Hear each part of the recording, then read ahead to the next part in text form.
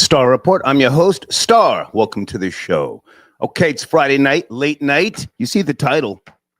Was slavery a choice in America? Now, let me say early, in theory, no. In theory, no. But we are at a different place in time. We can look back and we can see the results of slavery, okay? We can see post-traumatic slave syndrome. We can see Stockholm syndrome and other things. We can see those who benefited, and we can even be honest about those who willingly took part. Let's also keep in mind that there's a new movement of sorts. Well, more so in recent times, but FBA, Foundational Black Americans, and let's acknowledge Dr. Claude Anderson, okay, for those of you who know, and he spoke about the time that we are in now and a permanent underclass. How did that come about? Many of you are much younger than me in my audience. I know this to be true by way of my analytics, and you're smarter than me. You've got these mobile devices. You can check on information faster. You know, you can be in the know quicker. Me, I had to go to the library on countless occasions growing up. I had to keep books in my back pocket, you know, growing up in the 70s and in the 80s. So I'm going to look to you to chime in. I'm not going to steer the conversation. I don't want to. I want to be open and honest, but this title, again, was slavery a choice in America? Land of capitalism, the beautiful system, value for value. But I do want to point out some things here to be respectful. Those of you who know my show, my brand, my ideology, I am a non-believer in the theory of God. The theory of God. Well, let me ask you a question early.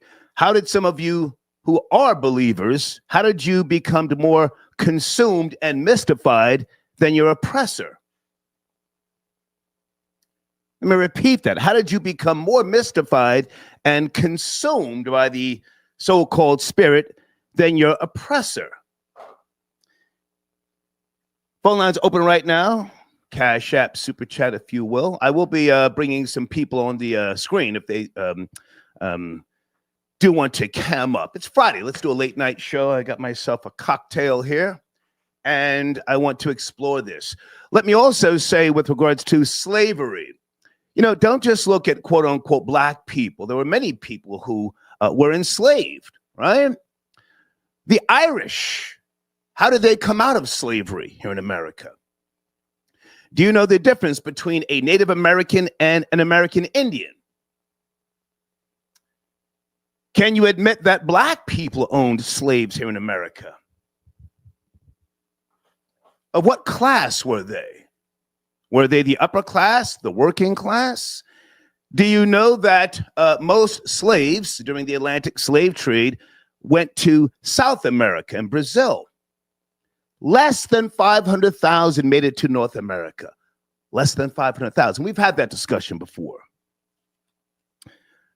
In more recent times, Kanye West, aka Ye, when he said this, I think he was at TMZ a couple of years back, and he said, you know, it sounded like a choice to me. Whoa! He got hammered. Was he onto something? Did he not necessarily know how to explain what he was trying to convey? For those of you who are Kanye West fans and or supporters, he's catching a bad one right now, and rightfully so. He's doing things that many people just don't necessarily agree with. I'll just leave it at that. But what he said with regards to slavery, was it a choice? Do you know how many years slavery actually lasted here in America? Now, if you're one of those people who says, yo, it's 400 years. Well, why did it go on that long? Respectfully, why did it go on that long? And with regards to others who look down upon black people in America and slavery, are they open and honest with you about slavery in their homelands? Do you know the term Derby's dose that came out of Jamaica. I've spoken about that many times before, going back to maybe 2002 on the radio. Derby's dose. That was a Jamaican culture, if you will, with regards to how they treated each other. If you tried to run, the slaves would capture you and then defecate in your mouth and other things. Derby's dose. So this is my main topic this evening. Again, it's Friday night. I may or may not play a video. I don't know. I just want to put that on the table so we can have a healthy discussion. Showrunner, can black men protect black women? Now, we have to give the ladies some, fellas. We going on them pretty hard, don't we? Don't we? But this is the objective perspective. I know you can protect them, or no. You should protect them if you are a man of color. But can you? Can you protect them? Can you crash out like the white boy? Oh, the white boy crashes out, doesn't he? White males, they have put policies into place to protect his white woman, if you will, on a broad scope. Now, black people are not a monolith, so, let's not try to broad stroke, if you will, but here and now we have situations that still happen and black women are violated. Let me ask you guys a question early. Is the black woman still God? For those of you who, a decade or so ago, maybe 15 years ago, that was a big thing. The black woman is God. How do you protect your queen? More recently, the sad situation that happened in Los Angeles, I forget where, at the Taco Bell, some type of Palestinian, sand nigger, if you will, slapped fire out of a black woman. Pow! He slapped her as if she had no value. That's what that said to me. Wow, he didn't care. Would he have slapped a white woman like that? Fuck no.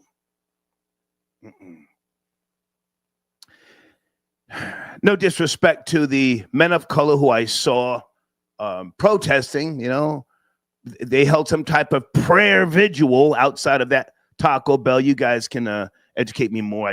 I looked at it and I saw them praying and I said, oh, I don't see nobody praying. Salute to Dr. Martin Luther King Jr. Let's not forget to put him into the equation here. He died very young. He did not get a chance to fulfill things that he had put out in his memoirs, books, if you will. Let me look in the live chat early. Do you guys know the names of his series of books before I continue? I read them in high school. Toward the end of his life, he was talking about reparations. We're coming to get that check. He was. But again, most people in America just know him by way of the I Have a Dream speech. He also said, I forget how he phrased it, he felt that he had led his people into a burning building. So he did not get a chance to manifest all the way. And I say all that to say that his message has been used as a tool of propaganda to stabilize black people. Growing up in the 70s and the 80s and even into the 90s, when I would see something happen on the news, and you as well, what is one of the first things that the reporter would say to the black person? Do you forgive them? Put the microphone right in your face. Do you forgive them? It was almost like a strategic plan to get you to say that you forgive what happened to you, whether it was redlining, whether it was unfair eviction, an attack. Do you forgive them? Thank you for your donation early, guys. I'm going to try and get your donations on the screen. Okay. That's a very good point. I'm going to get there. Thank you for tapping in. I just feel like doing a little talking here. You can see it on the screen. HFIO, salute to you. Okay. Other cultures who were under the suppression or the geist, if you will, of slavery throughout history, not just here in America, believed death before dishonor. Death before dishonor. I would never serve you, and nor will my children kneel and bow to you and your kind. Therefore, we will kill ourselves. Millions of people have done that. There have been other groups. I've spoken to you about the Shakers before. The Shakers. They were so consumed by what they considered to be the righteous way of living that they didn't even want to procreate. They died off. You guys familiar with the Shakers? Those of you who are my new viewers and listeners, the Shakers. They didn't want to procreate any longer. The masses were unpure and beneath them. They died off, the Shakers. So that's my show this evening. I know it's Friday and everybody doesn't want to be so serious, so we will have some fun as we go, but I just wanted to set the tone and the pace here. I do have a timeline of slavery here in America in case anybody needs, just some type of, to pinpoint certain things, such as the Emancipation Proclamation or other things, the 13th Amendment and the Constitution, yada, yada, yada. But I want you guys, for the most part, to lead the conversation. Oh, and thank you to those of you who emailed me with regards to our discussion yesterday. Yes, kangaroo meat is being sold in large numbers as oxtails. Kangaroo meat. Guys, how long has this been going on? Kangaroo meat. And do most of your Jamaican restaurants know this? There's not enough oxes and beef to go around. But there's plenty of kangaroos. And the Chinese, correct me if I'm wrong, they first started importing the kangaroo meat into Jamaica and other places. Well, Miami imports 90% of the food that's in Jamaica. Jamaica produces very little, but kangaroo meat, for those who, didn't know. Next time you eat some oxtails, ask the person who's selling it. He say, hey, is this really kangaroo meat? You might be surprised. Blade, I got your donation early. Thank you so much. I'm coming to area code 267. You'll be my first caller. Deeds, are we okay? Audio and spelling? Let me make sure we get up to a good start here before I get to sipping my beer. Okay. Deeds says we're good. All right. White boy Rory might tap in. Okay. Let me go to area code 267. You are my first caller. Please watch the language. Friday night. You see the title. Yes. 267.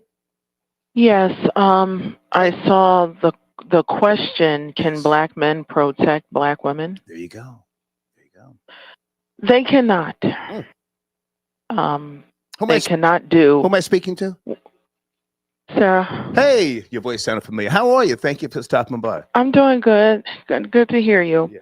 They cannot do what they were not trained to do. Okay. A large chunk of black men have fallen for every cultural and social booby trap you could ever possibly imagine, so they're not qualified to protect. Okay. And they know it. What are you going to say? I'm sorry. No, I want to be as fair as possible. And putting this on the table, let me just say to the people watching and listening, this is not pandering or simping. This is an objective conversation. So I appreciate you being my first caller. We have spoken in the past. Continue. I want you to be heard. Well, someone said I was a mammy, but I guess they didn't hear me previously when I have spoke honest truth in regards to, say, black women. Okay. You see? So these are the men that these certain wicked black women have created. They're not qualified to protect, preserve, build, sustain. This was all a calculated setup from the inside out. So, is there a certain timeline, or can you pinpoint when in American history that may have become more so a reality? Or has that always been the case? They just never protected black women from the start? Oh, no. It kicked in with the baby boomers. Okay. There's two generations of baby boomers, boomers 1 and boomers 2. Right. It kicked in with them. what we see today kicked in with the baby boomers. Yeah. My generation. I was born in 64. Yep. Mm-hmm. With the baby boomers, something different happened. Integration. When integration happened, everyone lost their minds. And that's when we entered into the time frame of what we see, still to this day. It started with the baby boomers integration. Can I add something and you tell me if I'm going down the right path? So the baby boomers, like myself, again, born in 64, I started dating girls that looked like, what you would see on TV, whether it was Marsha Brady, Farrah Fawcett. and then I started feeling like, well, damn, why should I chase something that is second class, if you will, respectfully, at that point in time. And I've been in situations where I've had girlfriends who did things that brought on some heat and some pressure, to her. And I would say, well, damn, I'm not going to defend you, not even your honor. You're causing me a goddamn headache. And I simply didn't. Does that sound fair to what you're saying? With who you decided to date? No. Protecting a certain class, if you will, or color. Is that what you're trying to say, what I just laid out, or no? No. Okay. But what you said is quite interesting. Yeah. I find that, do not take this personal. I'm so sorry. Sometimes men will deliberately date certain type of women that do not qualify for protection. That's a fact. They will deliberately seek out problematic, troublemaking women so they don't have to protect. In order to protect, you have to be ready to die. Whether it's yourself or another or a child, you have to go there psychologically, spiritually, and emotionally in order to protect. So certain type of men go to certain type of women so they don't have to take themselves there. They'll say she's not worth it. You're talking about me. Can I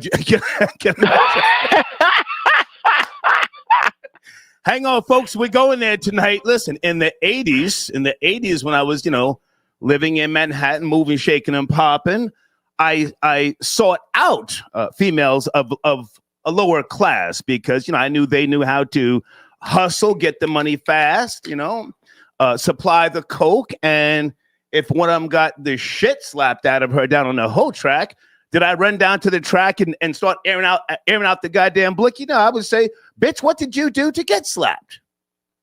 Yeah, come on. It's all sad. I'm sorry. It's all sad. But we've entered into a whole new time. Yes. The energy of the boomers, also Gen X, is coming to a close. We have new black people that have arrived. They're here now. A large chunk? Go ahead. Super predators. Fucking, I'm gonna say it. Super predators.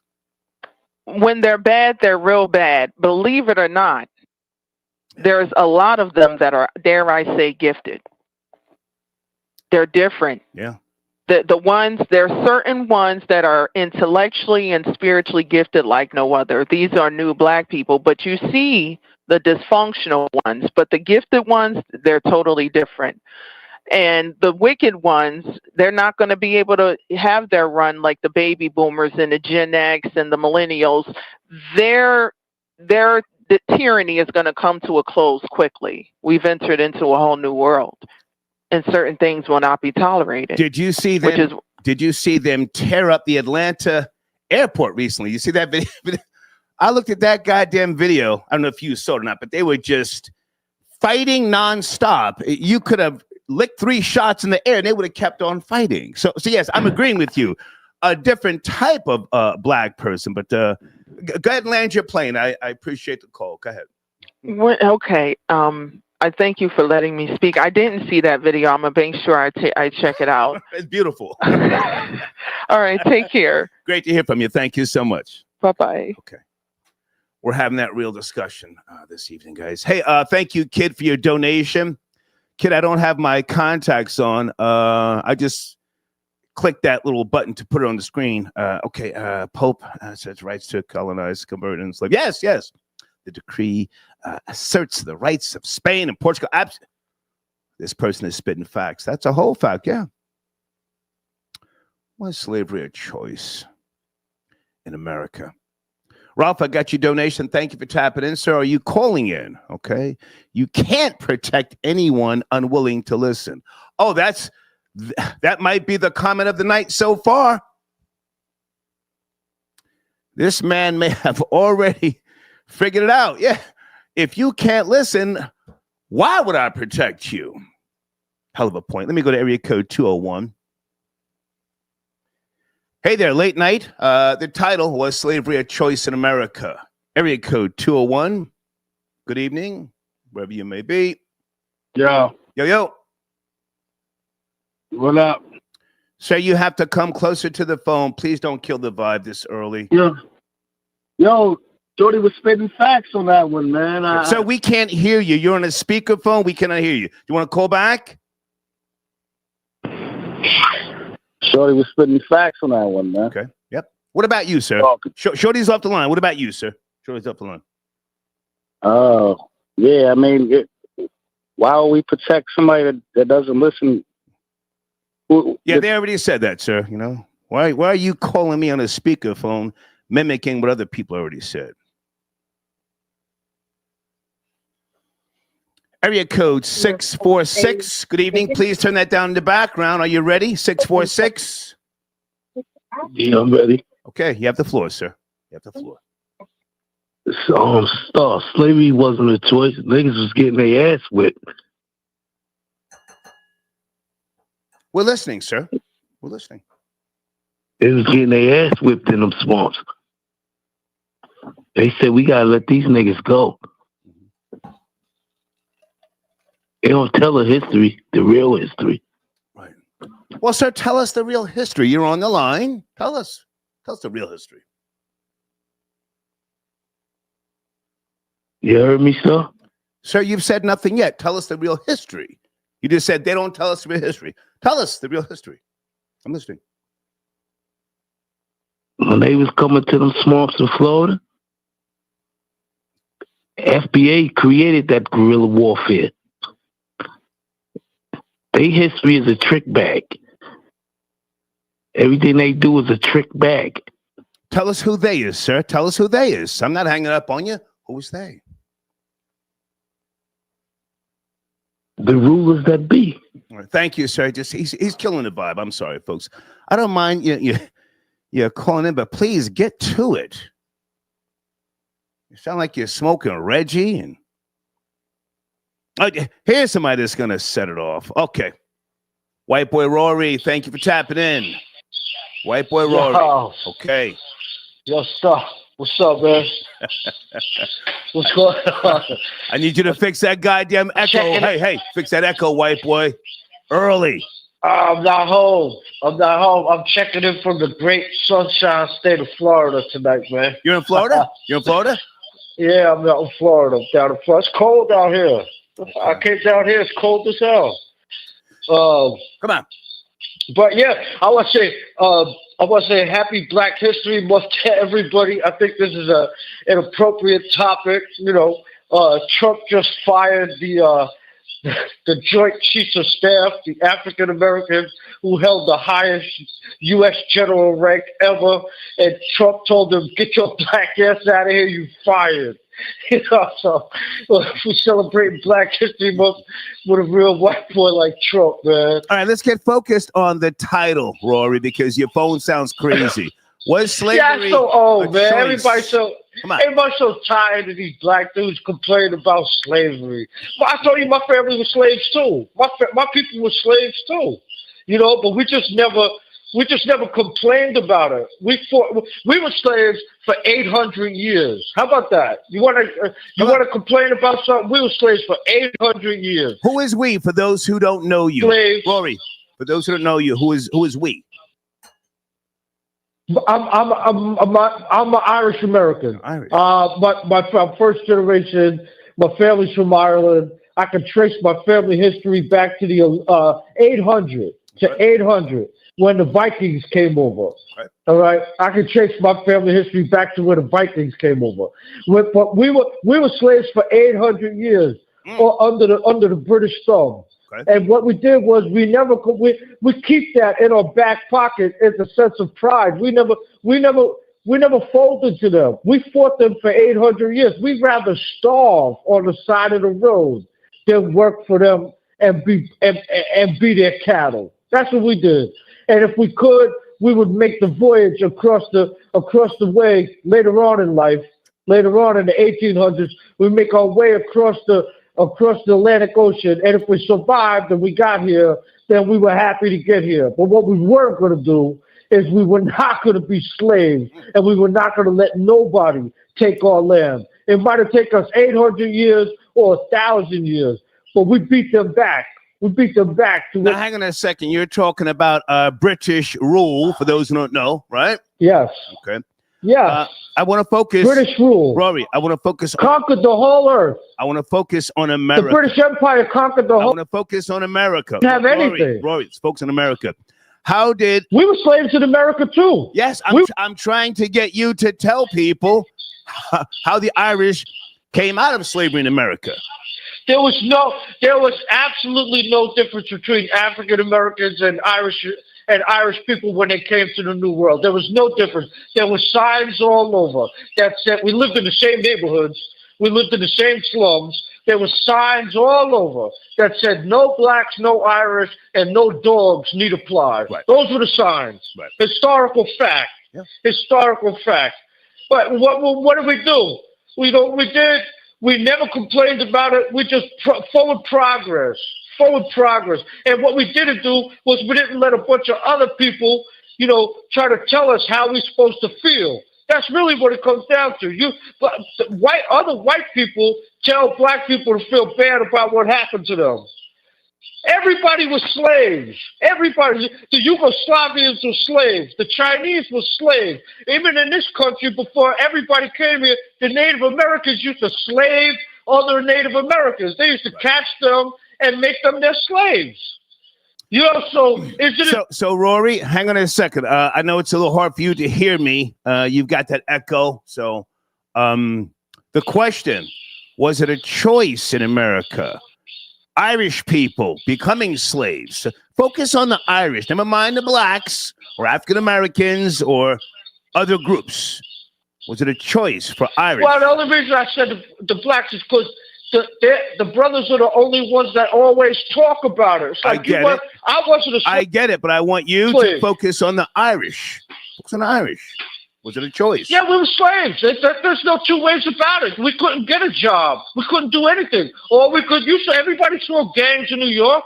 We had to rob, steal, and pillage until we found our way.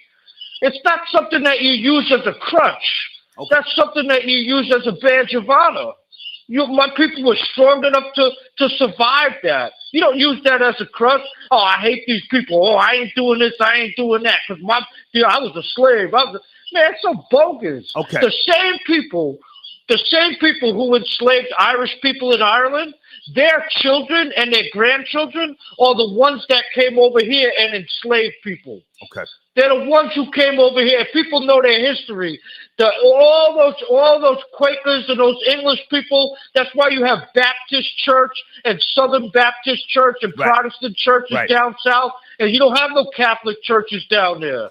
Because those are the grandsons and the sons of the people that used to slave us. They learned from their grandfathers and their great-grandfathers, and then they took it over here to America, and they did it to a whole nother bunch of people. Okay. So you're not supposed to use that as a crutch. All right, Rory, listen, I got to cut you off. The echo is killing the vibe. Good to hear from you, man. My bad, man. I'm not at home, man. I'm not at home. Good to hear from you. Salute. All right, stop. Salute. Okay. White boy Rory. Always first-class media. Your comments on the screen. Hold on a second. Black men have never stopped protecting black women despite these centuries of tactical strategies to divide via various forms of genocidal oppression. I like that comment.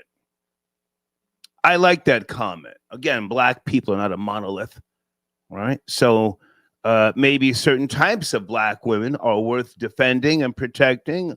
Others are just throwaway, waste, if you will. I mean, I don't want to necessarily say that, but hey, thank you for your comment. Always first class media. Harlem and Brooklyn, ironically, he's on the phone crying about eye roll. Let me go back to the phone lines here. Hold on a second. Someone's tapping in. Area code 516. Friday night. You see the topics on the screen? 516. Yes, no, maybe? Yes. Star, good evening. Hey. It's Afro Nerd. Long time no hear from. Hey, man. How are you, sir? Good to hear from you. Where do you want to start? Man. Well, first of all, your last caller, those opioids are a hell of a drug. Don't worry about him, man. I want you to address the topic. Was slavery a choice in America, in your opinion? Well, the term slave means you have no choice, just by definition. Okay. Right. Okay. And then to go back to what the last gentleman said about Irish enslavement. Last I checked, that was a 7-year deal. It wasn't a 70-year deal. Right. It wasn't a deal where you owned your father, your grandfather, your grandfather's grandfather. It went on and on and on. Right. I'm not going to discount other folks' grievances, but there's always a special issue with black grievances. You're told to sit down and shut up, but everyone else, many others, have gotten some kind of recompense for their suffering. Right. You can bomb someone. Right. You can bomb an enemy. Right. So I may be the wrong person for this show. No. Okay. Because you and I have spoken in the past. Are you still doing shows? You're out the gate early with live streaming and stuff like that and podcasting. Still doing it? That's true. I am on YouTube and I'm building up that channel. So okay. I'll give you the information behind the scenes. So I'm back. Definitely. Go ahead. But let me continue. So what I'm saying is, when you think about how World War II started and stopped, you can bomb Japan, you can bomb Germany, and then America pays you a recompense for bombing you. It's called the Marshall Plan. The Homestead Act was reparations for white people. You have Levittown in Long Island. You have Levittown in Pennsylvania, right? But black GIs were not afforded that luxury to own property. We are on the books incessantly, specific to black people, before and after slavery. See, for someone, this gentleman, he can't touch this, right? Because in 1955, right, that's the atomic age. Okay, you had television, you had flight, but a white man knew that if he saw a darker hued person, he could tap that person, hey, boy, you got to get in the back of the bus. That means that 100 years after slavery, I am reminding him of my former slave status, right? So I never inherited whiteness, and I'm not talking about whiteness physically. I know. Whiteness as a tier, right? Right. The white ideal. Second, I get it. Right. So I'm a second-class citizen. I'm a third-class citizen 100 years after slavery, right? So if Elvis's family gets paid in death. See, they don't want to talk about this. People pay the dead all day long. It's called estate or probate law. Right. You don't have to pay me for my ancestors' work, but you pay my ancestors' estate, and I will be the executor of that estate. Don't play with me for the folks that want to play these silly games. So there's no comparison. We were chattel. I can go to. Okay, now hang on a second, Afro Nerd. And the reason why I have specific dates at the top of the title, I'm talking about, chattel slavery. Right outside of since 1865. Is it fair to say that there are a large number of people, not just black people, who are mentally enslaved? And I'm not blaming capitalism. I'm a capitalist, but we can approach many different levels here. Past 1865, pardon me. You want to go there because you're talking about the 50s now, redlining and other things. Yes. Right. So if I get your point, so you're saying mental slavery, but that could be anyone. We're all mentally enslaved in some regard. Yes. Yes. Right. But again, if you go back to how we were dealt with as far as African Americans, you have the mental component and you have the financial component, and I mean, it's just never ending. It's never ending. And I can also talk about the black men protecting black women. All right. Well, let's finish up because you brought some very good points to the floor here. Again, I'm talking about 1619 to 1865.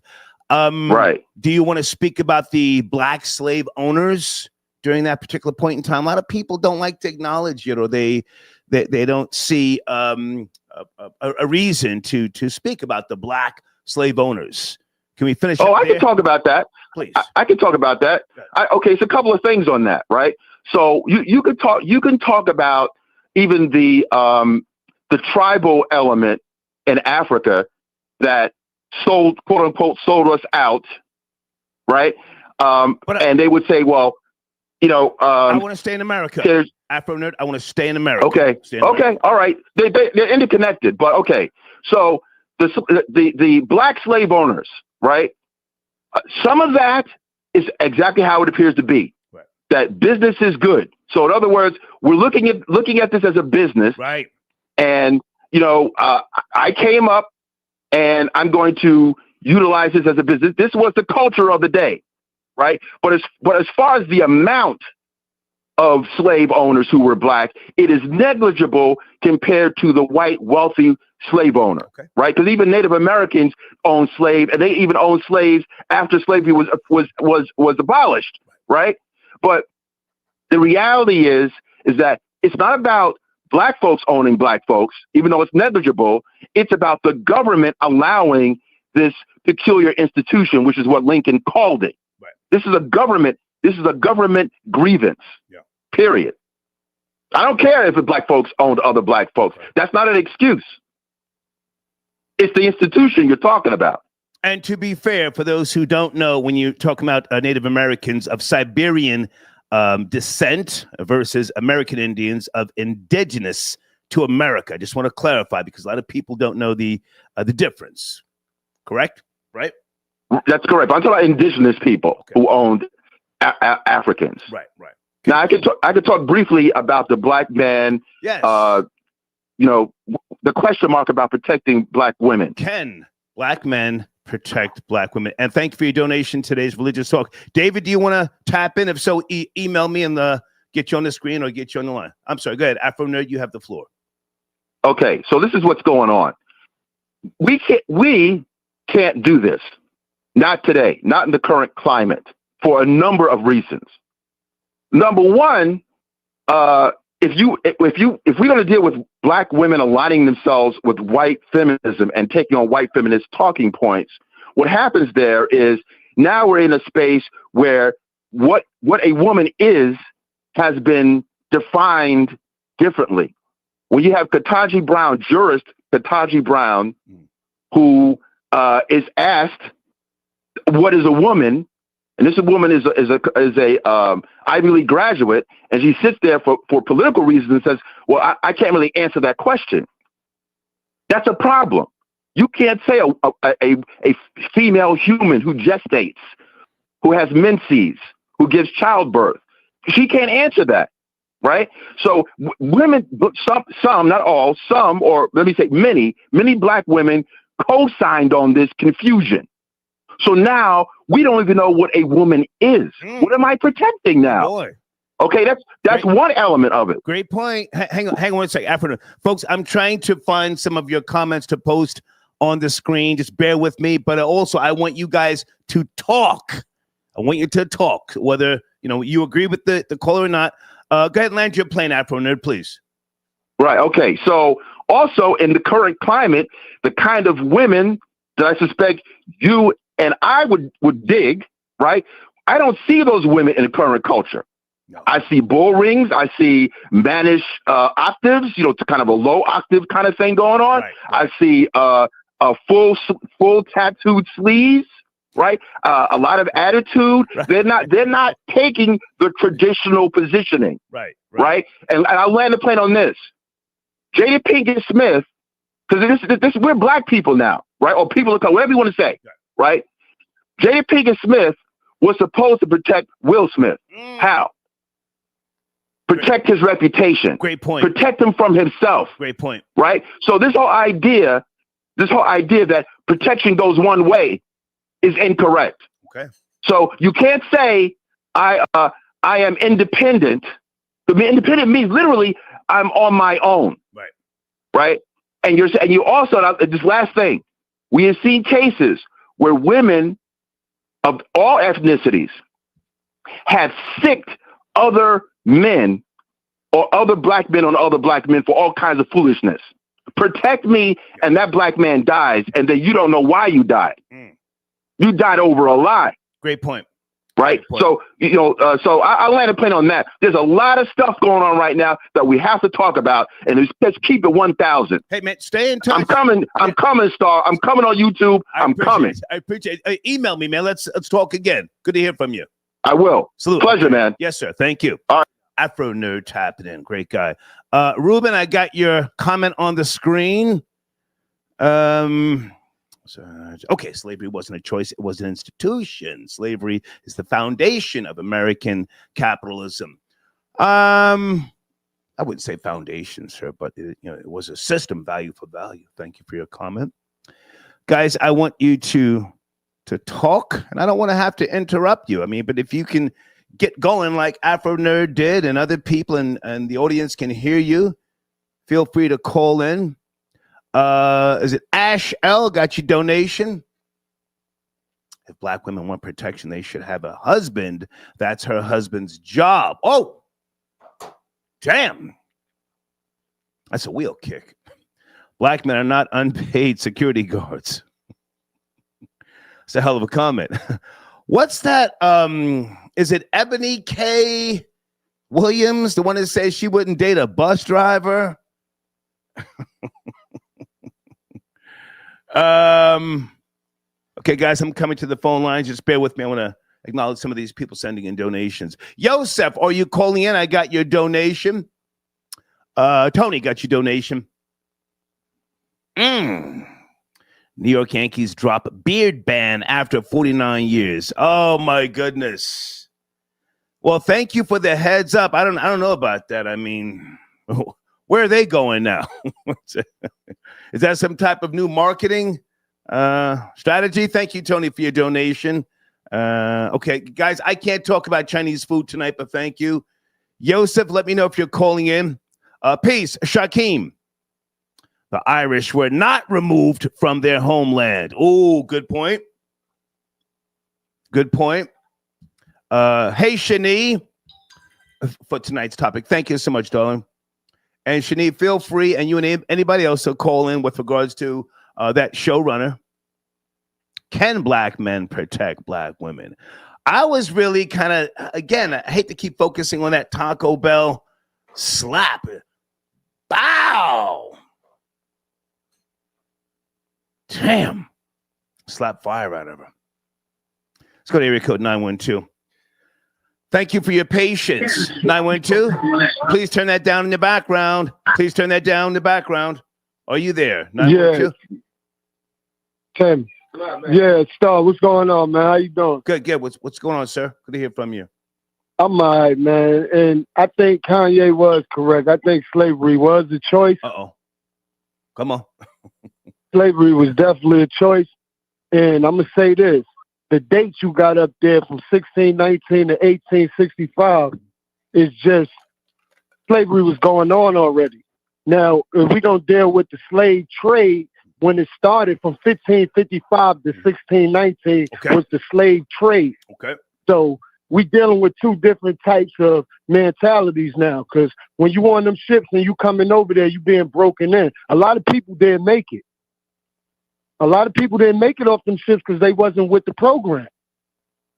So it was a choice for you to come all the way from whatever part of Africa to America because they broke you in the process. You feel what I'm saying? So when Okay. you got here, that was a choice to be here, to live your life, you know, hopefully see your kids one day and hopefully be free, you know. But I like when Rory came with his too. Rory was all right. That's my man. He's funny, man. And the other dude, Little Walter, that was talking. You know, Well, now hang on a second. So don't give Rory props like that just because he made you chuckle. Rory's about he and his, right? he about hearing his. That's a good thing. Yeah, yeah, That's a good thing. Ain't nothing wrong with that. yeah. Ain't nothing wrong. Rory don't want you living around him unless you can afford to live where he lives. Hey, well, Rory might get bought out of his own property then. You know how that goes. Oh, okay, I hear you, but we're talking about you, sir. I mean, I'm just trying to be objective here. You know, don't call in here. You know, trying to protect the white boys, sir. Go ahead. Okay, that's what's up. It's all good though. All right, now, can black men protect black women? Why can't we? Come on. Half of these women, they talk, they say all that stuff, but how was you raised? How was you raised? You was raised because somebody protected you. It wasn't your mother. When you go outside and get in a fight, you look towards your brother unless you don't got none. Okay. But if you don't, you got, you know, foster brothers or, you know, people from the hood, the neighborhood. Right. That protect you. They watch you. They watch you go to school. They watch you after parties. They watch you. They know the first time you got drunk, had sex. They outside. You being protected by the neighborhood. Yeah. If you living in the neighborhood. You feel what I'm saying? So with that regard, to the young lady that was saying that don't make no sense. That don't make no sense at all. You know what I'm saying? Your mother was protected. Her mother was protected. That's how y'all survived. Right. This ain't South Africa where you just rape somebody in the middle of the street or something like that and then, you know, go about your day. Right. It don't work like that. Okay. So you being protected, whether it's by the police, the black policeman, the white policeman, Chinese policeman, whoever, the dope man trying to protect the block, don't want to make the block hot, however which way that got to go. Nice. You're being protected by somebody. You're just not just out here just living off the strength of God. Right. Or the theory of belief of God. Right. You're not just out here just living like that. And that's on that note. That's all I had to say on that. But the slave trade and the slavery was two different things. Yeah. I appreciate you calling, man. Salute. Okay. Yeah, folks, don't call here giving that white boy props, and he's a friend of mine. No, don't play with him.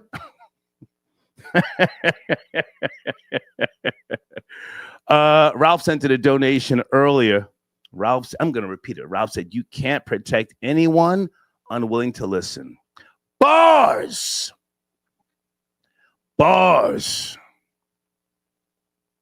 I've had girlfriends. I used to have a rule. Man, close to 20 years. If you go out after midnight and something happens to you, don't call me. You don't belong in the streets after midnight. I've had girlfriends call me crying. I got robbed. Somebody punched me in the mouth. But where are you? I'm at the club. Click. Bitch, I'm not driving 15, 20 miles to a club. Because your goofy ass wouldn't listen to me. Sit tight on the phones. I'm coming. Hold on a second. Okay. Shani, I got your other donation. Thanks so much. Keep the body, take the mind. In other words, break the will to resist. Okay. Thank you so much. Willie Lynch, quote, allegedly. I don't think Yosef is calling. He did send me a donation. Lex Diamonds, yo fam, you good? R.I.P. Valletta Wallace. Absolutely. I only met her one time, as I've mentioned before. She was very, very classy. Biggie's mom, Notorious B.I.G. She passed away. I think it was natural causes. For those of you not in the loop, Miss Valletta Wallace has passed away. Thank you, Lex Diamonds, for reminding me. Okay. Let's go to area code 804. Late night, a discussion. Was slavery a choice in America? 804. Hey, good evening, Star. How you doing? Good, and yourself? I'm all right. Was slavery a choice? Yes and no.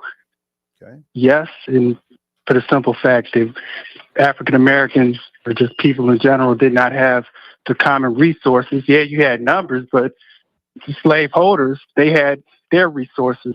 So I don't think necessarily they really had a choice. And then you had some people, some slaves who were actually just comfortable. They had a place to stay, they had food, they had a family, and if they got lucky, they had an opportunity to deal with the slave owner. Okay. So I mean, yes and no. So I mean, it's kind of a yes and no. Well, how Kanye said it though, it was more of a no because he put his own little sauce on it. But it was and it wasn't in a way. It wasn't like I said before because we didn't have the resources. And I mean, if you try to escape, some slave would tell somebody, and they would get assaulted. And also, with black people too, were so forgiving that the slave owners would have church back in the days, and you kind of had some remorse, and you would forgive your slave owner for beating you. So it goes hand in hand. Okay, you said we didn't have resources. Can you go a little deeper? Pause. Go a little Black people had the numbers. Okay. Black people had the numbers, but they didn't have like the weapons per se. They didn't have the power to be able to escape. Eventually, they got it with Harriet Tubman to a certain degree, and she was able to get some slaves out of slavery. But like I said, that's pretty much all what happens. And you get shipped by a boat back in the 1600s. I mean, you don't have a choice per se. You don't have a choice. I mean, you could try to escape, but who wants to die trying to escape? You'll just, get down with the get down. Well, never mind the 1600s. Let's go back to 1526 during the early colonial period. Okay, here in the United States, the British colonies. Okay, so let me just throw something at you here. You said we had the numbers. Is that what you said? I want to be clear. Let me make it more clear. African Americans had the numbers. Okay. X amount of. Okay, hang on. I just want to go ahead, address that, and I'll go back to you. Sure. Many people were born and did not know the language of their homeland, so there was a disconnect, a language barrier with communication. So those numbers don't necessarily, in my opinion, register with regards to being able to be organized. Would you agree with that? Yeah, you can. I can agree with that in terms of what you're saying. And you would have people born here, and they wouldn't necessarily align themselves with the elders, if you will. I mean, yes, I came from you, but I got it good now, and you're old and you couldn't do nothing for me anyway. I'm just speaking in third person. You couldn't do nothing for me anyway, but I got it a little better than you. So nah, I don't want to necessarily follow your lead, whatever that was. Now, to be fair, there were many slave revolts. Yes? Slave revolts. Right. Yeah. Right. You don't see too many of those films, few and far in between. But I just want to put that on the table. Go ahead. Feel free to, land your plane, if you will. Just land my plane on the second topic, in which can black people or black men protect black women? They can. I just don't know if they want to, all of them per se, because, I mean, at the end of the day, just a woman in general, a woman's supposed to give you peace. A woman's supposed to, be respectful, and a woman's supposed to, protect you from yourself. You say pretty much at least once a month, and quote, black women are killing black men with the food. Oh, yeah. So how am I supposed to protect you? And you literally inside you're killing my insides with all these high cholesterol foods, macaroni and cheese. You say before you would never eat a woman's lasagna. You say that you just said that before. Fried chicken. Like I had an ex of mine who I think might have killed her boyfriend. Don't say no one's name, please. Don't say no one's name. I'm not saying her name. Yeah. I'm not saying her name. I'm just saying. I think she might have killed him because he had congestive heart failure from eating all those foods back in the day. Mm-hmm. So it's all about a protection thing, protect me from myself. Yeah. Like Don't give me these high foods. Yeah. Like, be respectful. Bring value. Peach cobbler, tapioca pudding. Oh God. So I gotta go. All I of gotta it. go. Good to talk to All you. right, Salute. take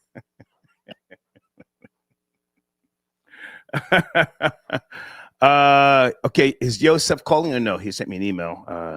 Now I had to go pick a girl up. Have a good one. So okay, always support the. Thank you, Joseph. He can't call in tonight. Well, what do you think, guys? Joseph making excuses why he can't call in. He called in here the other night. Boy, he went in, didn't he? He sounded like a Jew on a mission. Tonight he can't call in.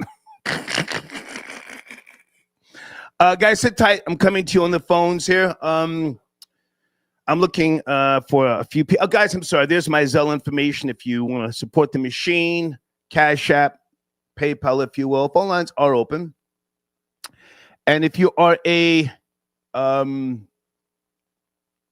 sponsor, pardon me, we have brand new analytics that just came out. Send an email and we will send you the behind the scenes, the workings of the Star Report. Okay. And don't forget to go into the community section. We have reposted banners from some of our sponsors. Please visit them. Leave a comment on their pages. That's very, very important to us. Okay. All right, let's get back to the show here. Hey, Janine, I got your donation. Thank you for tapping in. Alejandro, good to hear from you, sir. David, is that you? Today's Religious Talk. Area code 647 on the line. Hey, Star. David calling in from Toronto. Good to hear from you. I'm looking for your information for my showrunner. Where do you want to start, David? Go ahead. I just wanted to chime in on the question as whether slavery was a choice. Okay, in America. So in America. In America. Yeah, American slavery. So I'm going to say it was a brainwashing experiment and is based on psychological conditioning. Because Harriet Tubman, when she said she could have freed more slaves, right, if only they knew they were slaves. Right. So that famous quote of hers, right, speaks, if only they knew they were slaves. So this was a psychological conditioning. They didn't know because it was generational. They were brought up, right, in servitude, in slavery. Mm-hmm. So that statement speaks volumes. That quote is forever endearing. It will ever exist as one of those quotes that really speaks to the psychology of the people at that time. So for that reason, I'm going to have to say no, it wasn't a choice. Okay. But at the same time, on some level, if it was a choice, it was a choice made out of fear, because I think it was the fear of the consequences, mm-hmm, right? So while she was trying to free the people, the ones that might have resisted her or didn't want to go, probably because they were scared, because they didn't want to get killed. So if it was a choice, it was based out of fear. I'm listening to you. Yeah. Okay. Yeah. Because it's reminiscent. It makes me think of the story of Exodus and the children of Israel. When they said to Moses, it would have been better for us to stay in Egypt than to die in the wilderness. Mm-hmm. So it's like fear of the unknown. You're trying to carry us to freedom, but they resisted his leadership. They resisted Moses. They didn't want to go into the wilderness. They would rather stay in servitude to what they knew, the Egyptians. So if it was a choice, it was based out of fear of the unknown and fear of the consequences of getting killed or whatever. But on that note, mm-hmm, right there, sure, you're familiar with the Shakers? Yes, the Shakers. The Shakers? Never heard of that. Oh boy! Nope. The Shakers. When you get time, Google the Shakers in America. Hang on. Can you Google now? I got your information on the screen here. The Shakers. YouTube.com/@ Today's Religious Talk. Yep. Okay. The Shakers. Let's see. The Shakers. This is in slavery? Well, just what do you got there? You see it right in front of you. The United Society of Believers in Christ second appearing. They died off. They didn't believe in procreating. When you get time, just read up on that. And It may be some content for you, but the reason why I even brought them up is because when you talk about fear, I don't think that fear, I mean, I could be wrong, but based upon my research, the uncertainty of a lot of slaves may have played more of a part than fear, just uncertain about what the future held. Does anybody have any records that I couldn't find? Very few, if you will. Suicide rate with regards to American slaves. Suicide rate. Any thoughts on that? Or let me go look in the live chat. The suicide rate. That'd be very interesting to see. Okay, I'm scrolling here. I was looking for someone else's comment to put on the screen here. Anyway, okay, well, listen, check out the Shakers on your own, man. Just sure. It out We'll content, check it out. content on your platform. Anything you want to mention, David? I'm sorry, I didn't mean to throw you off. Yeah, I'm going to be discussing Psalm 109 in the Bible. Okay. This is my next focus for my channel. I'm discussing Psalm 109 as a lethal weapon, exploring the Psalms as a tool of of revenge. Actually, are we to use the scripture as for spiritual warfare? Is this something that's permissible? So I'm just exploring the question of whether it's allowed or permissible to use the Psalms to get back at your enemies. Okay.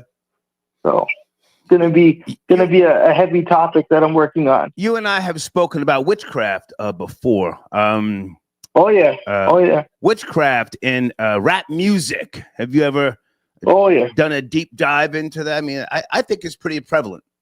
Witchcraft. I do too now, especially now with all the symbolism. I've approached it on a surface level.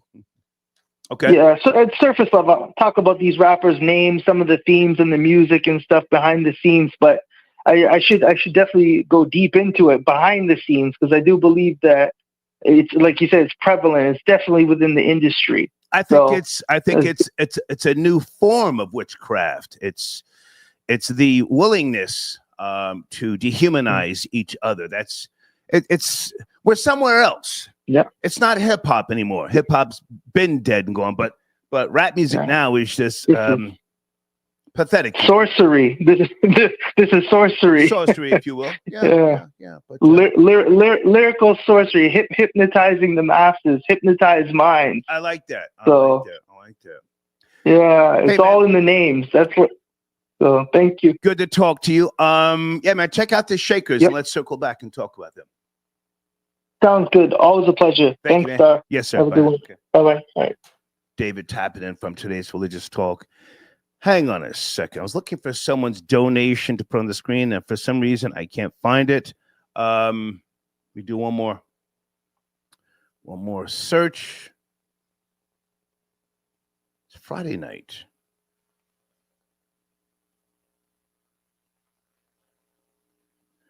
My on and off again girlfriend, Patra 2.0, I asked her if she had ever cooked kangaroo meat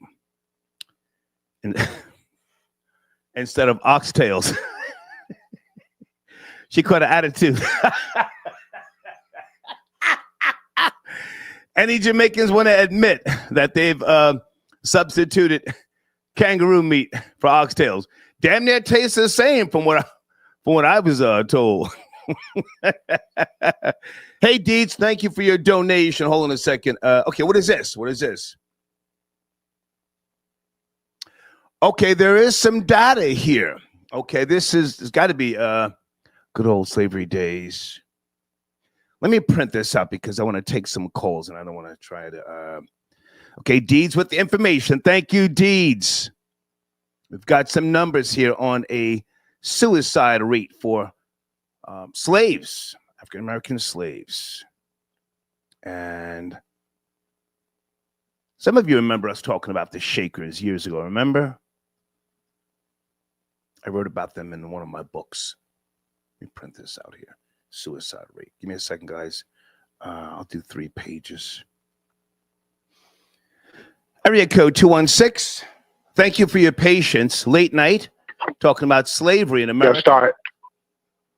How are you? Yeah, start. Thank you for taking my call, man. Yes, sir. Hey, I want to just make a quick comment, man. I think slavery was the choice for black men to protect black women. Okay. Okay.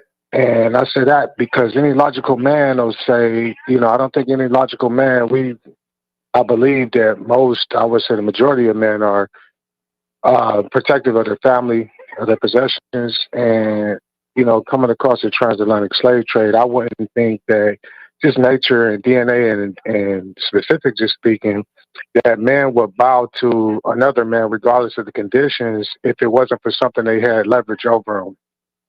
So I think a lot of men were subservient and to protect their family, or they had something, like maybe the slave trade, or just the traders and just the bargaining chips was like, the entire family would have to go with them. And I justify that by saying logically, even on the plantations here in America, while the colonization of America, with this having slavery as a choice, I would think that men would rather take the punishment or any type of backlash from plantation owners and slave masters rather than see their family, their wives, or their kids be subjugated to that type of punishment or trauma.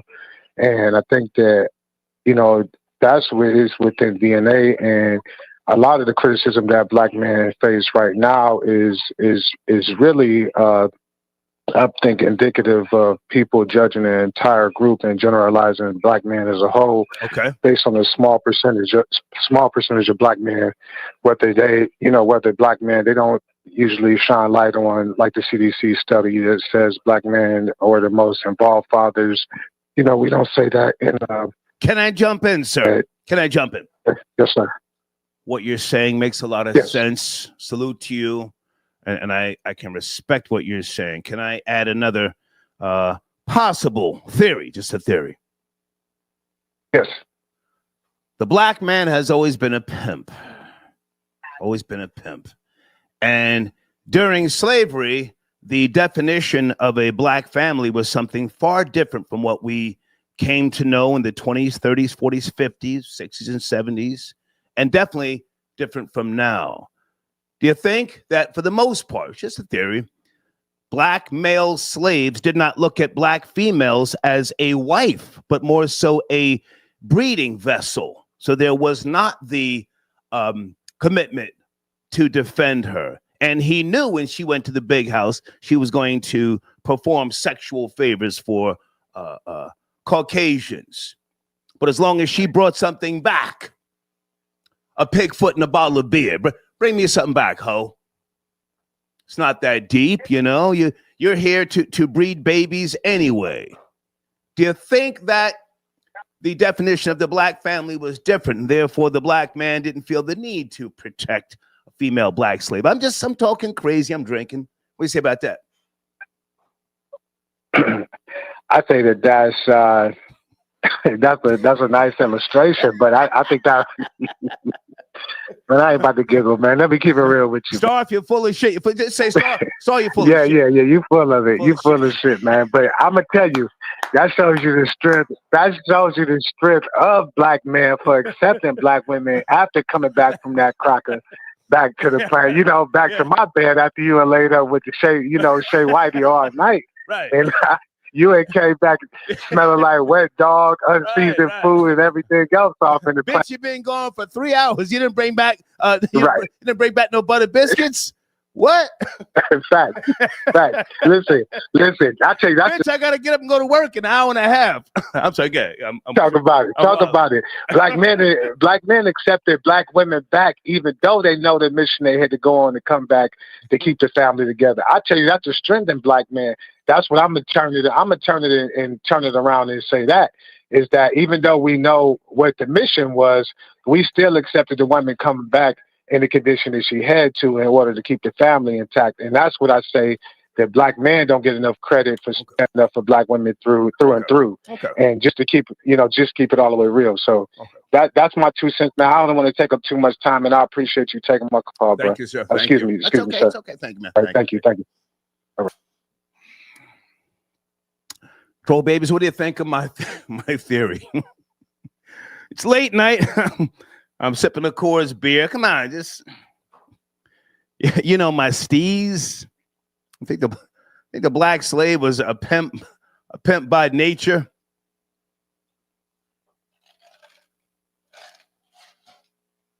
How much a black woman saw you? What did she say? Something about a black woman saw you sodomize. I don't have my contacts in. Is it Patty Max? Okay.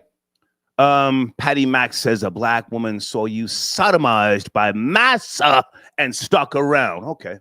Afro Nerd Radio sent in a donation. Thank you so much. Okay, let me read that in a second. Okay, so Deed sent me a suicide.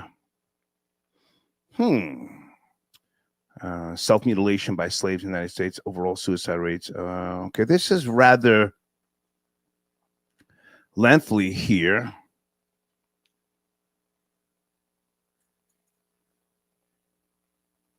Okay. During the middle passage, trauma of captivity.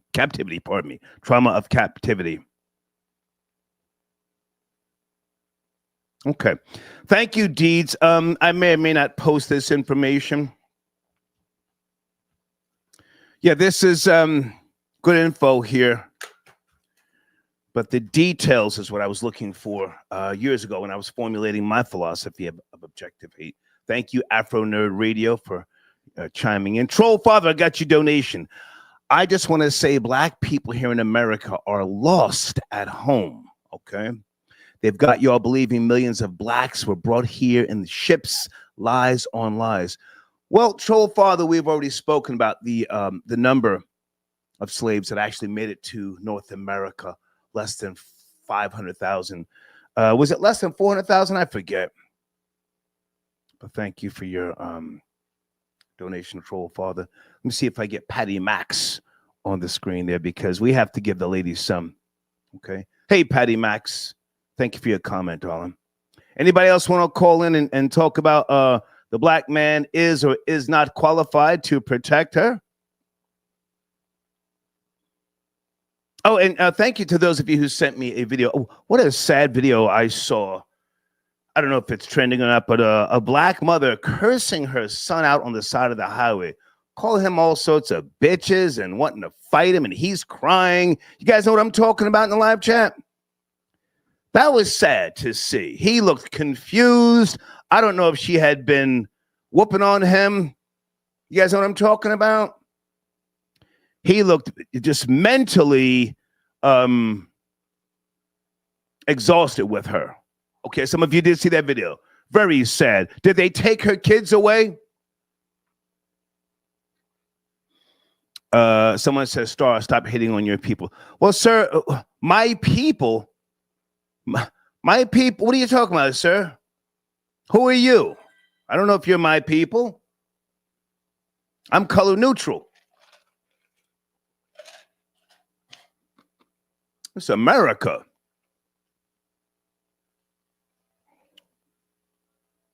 Everybody hold on.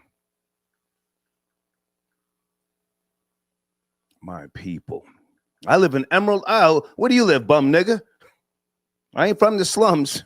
Damn sure I ain't claiming you. All right. Okay. Okay. Thank you, Deeds. Yes.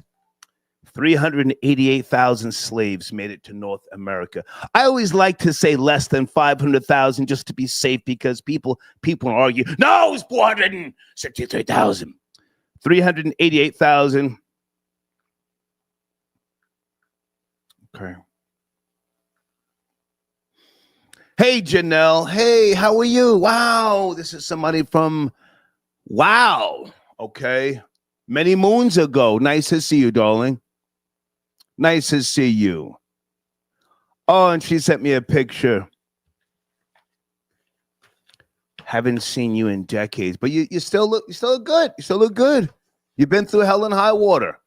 You're still.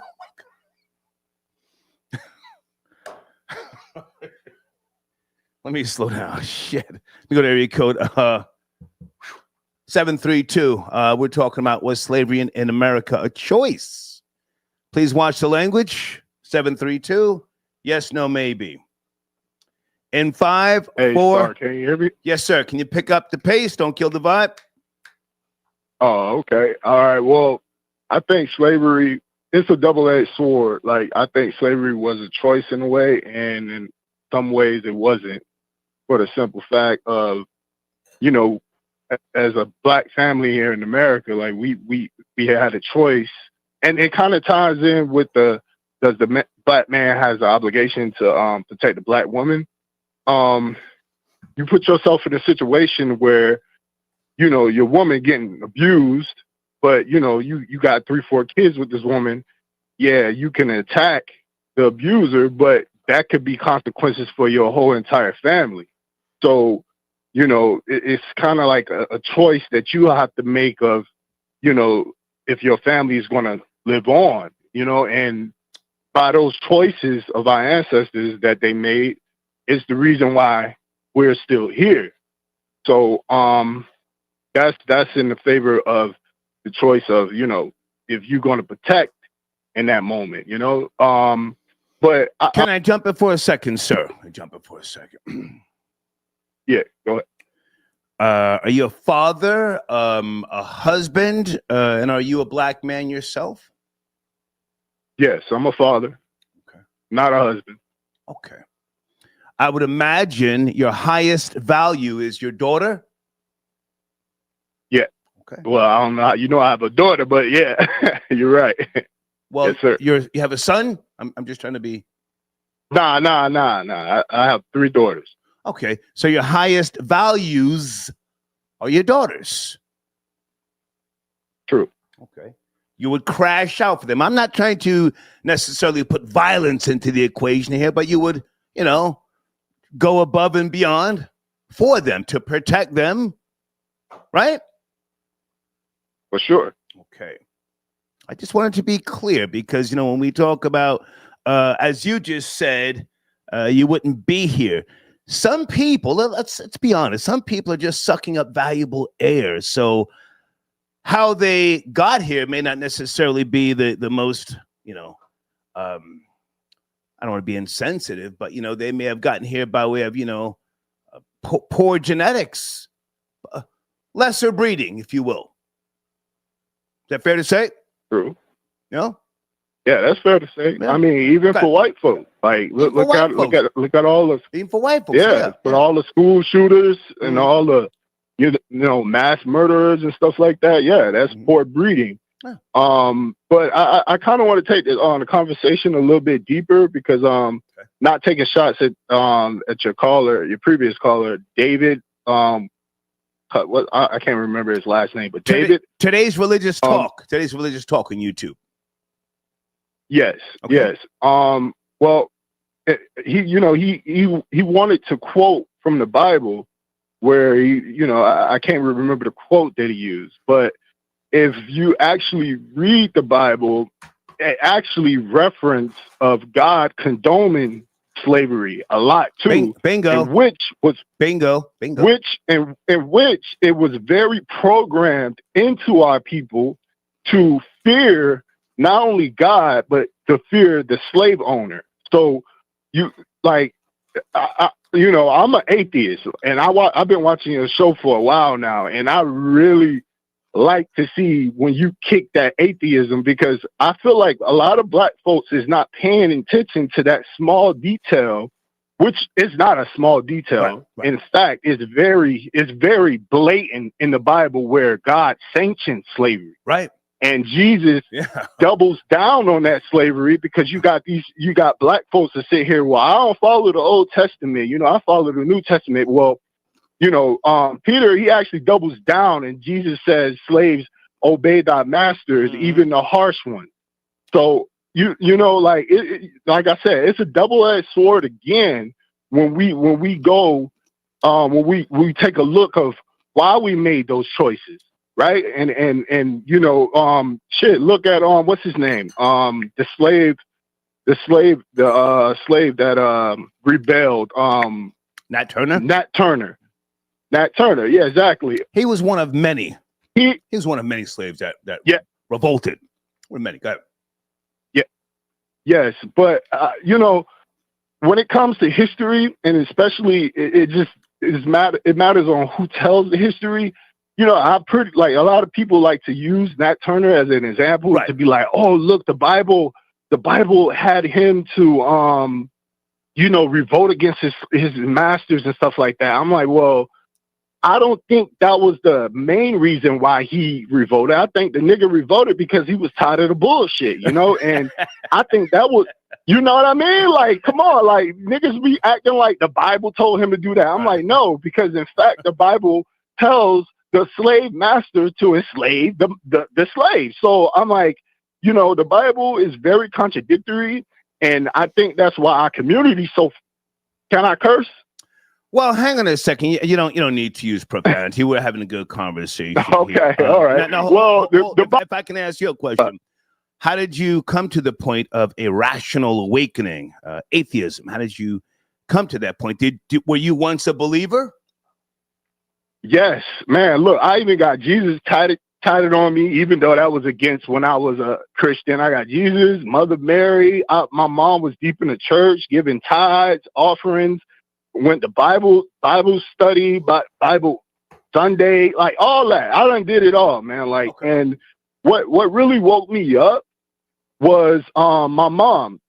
I was basically following her, and like I said, it all leads back to that whole slavery thing, where it's like, you know, the generations to come were taught to be slaves, just like my mom taught me to be a Christian, right? So, but then my mom woke up, right? And she started having questions that the church couldn't answer. So, you know, she called me one day and she was like, what was it? It was Jesus' name, right? And she was like, you know, Jesus' name is not really Jesus. And I'm like, no, hell no, you're wrong, Ma. And she was like, no.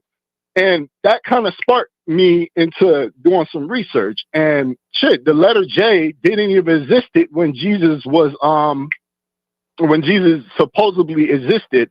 So it kind of led me on to more research. Okay. And then I jumped into Farrakhan and you know, the whole. Oh, goodness.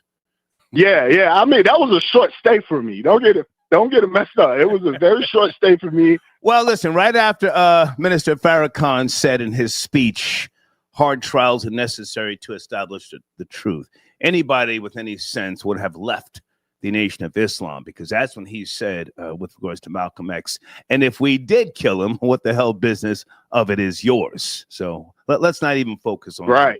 But hey, man, I appreciate you calling in, and thank you for joining the conversation. Thank you. Thank you for taking my call, sir. Okay. Take care. Right. Yes, salute. Who sent it a donation via Zelle? Thank you for your support.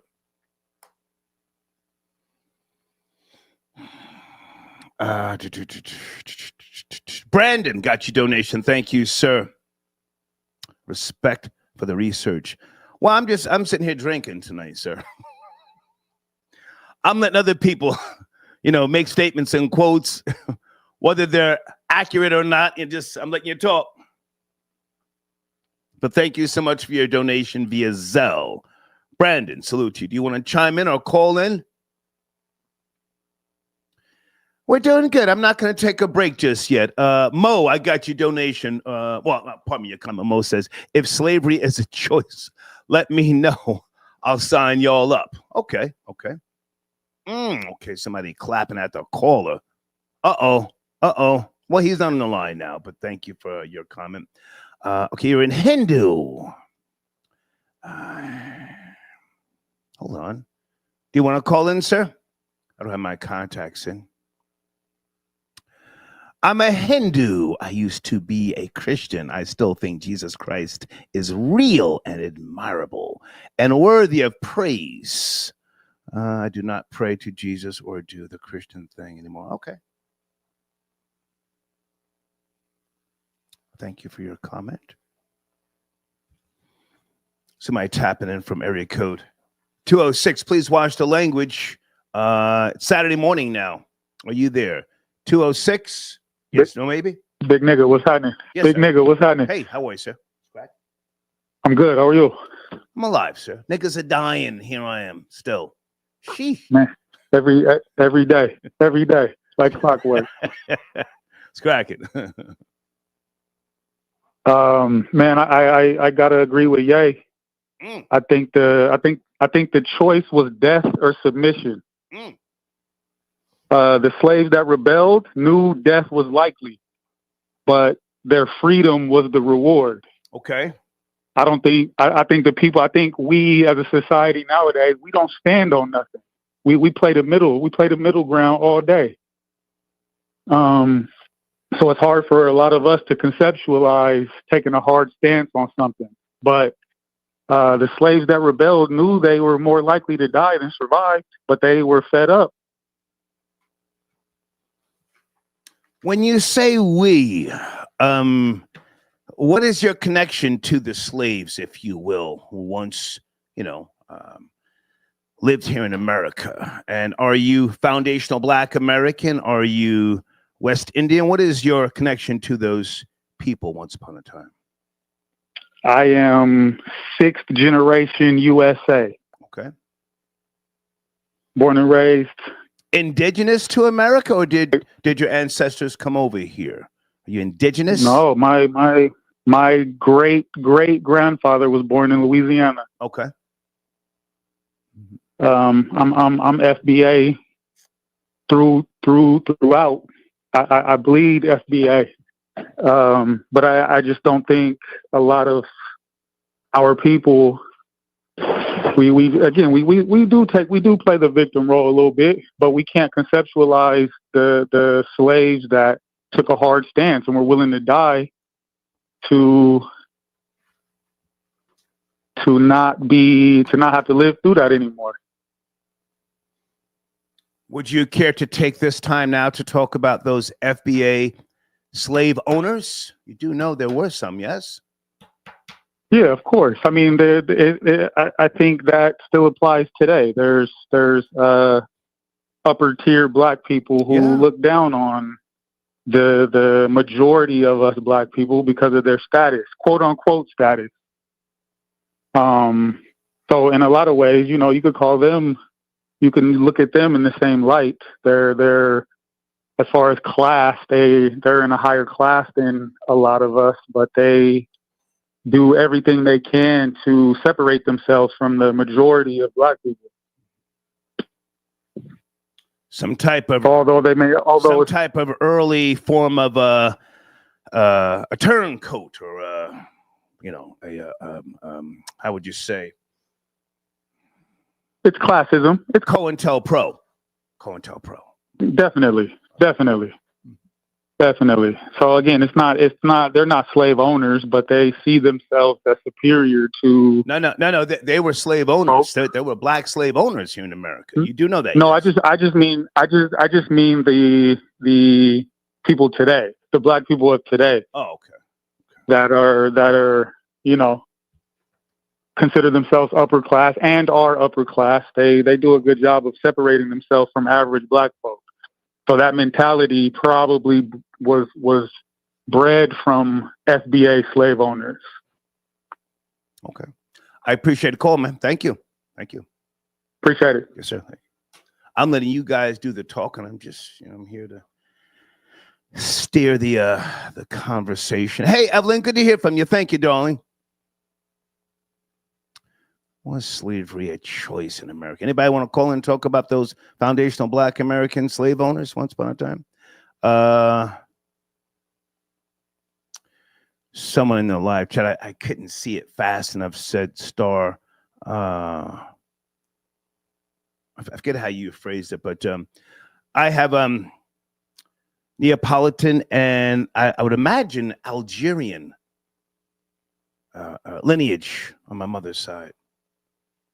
The Algerians invaded Naples. Google sack of Naples. Invaded Italy and enslaved Neapolitans. So here I am, For those who just, want a little bit more accuracy. Let me go to area code 951. Late night, we're having a good discussion here. Please watch the language. Was slavery a choice in America? Area code 951. How you doing, Star? Hey, who's this? This is Evelyn. Hey, Evelyn, good to hear from you. What's cracking? We're shaking. Two things can be true at one time. Okay. And I wanted to talk about the Igbo people that came here on a slave ship. But when they got ready to disembark those slaves off, they said, "No, we won't be slaves. We'd rather walk into the ocean before we be a slave." Okay. So sometimes some people have that type of heart. We just not going to be a slave, and that's just the bottom line to it. Now, some people, they had been over here, and they would brung here and been slaves, and then, decades have went on. So that's all they know was to be a slave. They never been free. Okay. They never knew what freedom was. Okay. And so, of course, they were more easily taken in to stay in their position of being a slave. Then some people, they felt like, well, look, I'm going to take my chances. And if I have to try to run away and get out of here, I'm going to do it.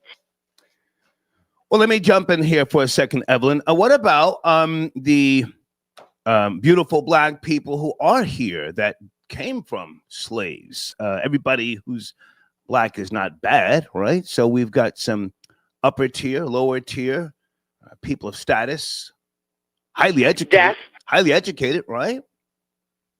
That is true. Black people did own slaves, but a lot of times Black people own slaves to keep them out of slavery as well, to get their family members or people that was slaves with them. If I have a farm or I have a plantation, I got a little bit of land that maybe that my master, he's feeling like I'm going to go ahead on and just give this slave this because I know it's my child, and but I don't want everybody else to know it. But I'm going to give him this, and I'm going to let him go ahead on and work on this. I'm going to give him this piece of land, and then that slave turns around and starts buying his family members. It might not be that, oh, I'm buying you because I just want to dog you out and make you a slave like the master made you a slave. I'm buying you because I'm getting you out of this situation. Hopefully. Okay. I'm letting you speak. Might you want to address the showrunner? Can Black men protect Black women? That's a showrunner. I want it to be fair because we go at Black women from time to time, and maybe tonight's the chance for them to respond, if you will, about being protected. Well, I'm gonna say for me. Now, every Black woman doesn't have this, but for me, yes, because my grandfather protected me. My father protected me. Then I got my husband, and my husband protected me. Okay. So it depends on how you was raised. Right. See, some people wasn't raised to protect nobody. They don't even really care about themselves. They just out here living and just doing anything. But do you want that family? Do you want that kind of foundation? Because if you do, yes, you're going to protect your wife, you're going to protect your kids to your greatest ability. Now, because you're Black, is it going to be problems? Yes, it is. But if you got a man that's going out there working for you and taking care of his household and his kids, he's protecting you in many ways. Okay. And to be fair, protection doesn't always mean a physical type of protection. It may be a mental position as well. To be fair, right? Right. Right. Okay. And I said that and as a wife, you better stand up and protect him too. Okay. Okay. Great to hear from you, Evelyn. So great to hear from you. Thank you, Star, for having my much. call. All right, take care now. Bye. Bye-bye. Okay. It's a good call, right? Guys, on the screen is my email address. If you're in the queue and you want to get on the line, I'm letting you guys talk tonight, so I'm not sifting through the calls too fast. I think we got the check-in report in the queue. Area code 516. Check-in report. Is that you, sir? Yes, sir. Salute. Good to hear from you. What's cracking? Good, man. Yeah, I have to chime in on this. Is slavery a choice? I have to chime in on here as a foundational Black American man. I just think the whole notion that I believe Kanye West was the first one to kind of come in with this type of discussion on slavery. No, he actually wasn't. He actually wasn't, but more so in modern times, that's what people look to, because it went viral when he was at the TMZ office, and what's his name? I forget Van's name.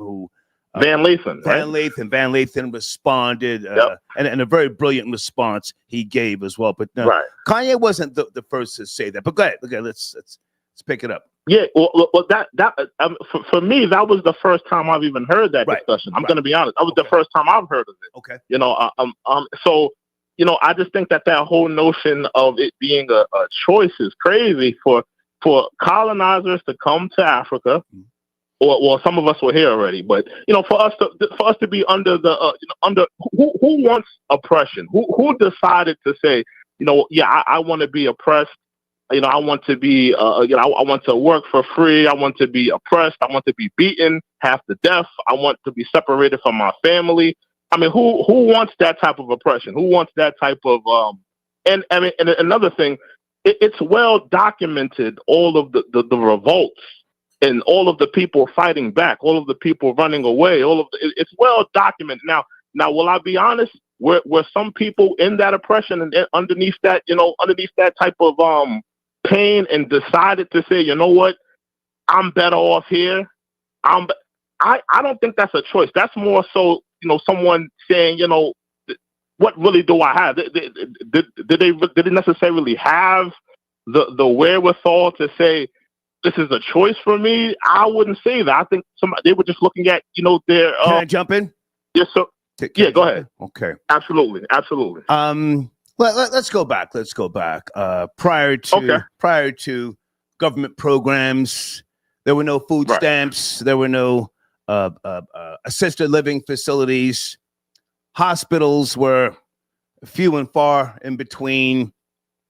There was no social security. But I could give you a form of slavery called indentured servitude. You're in your late 60s. You got a club foot. Your eyesight's bad.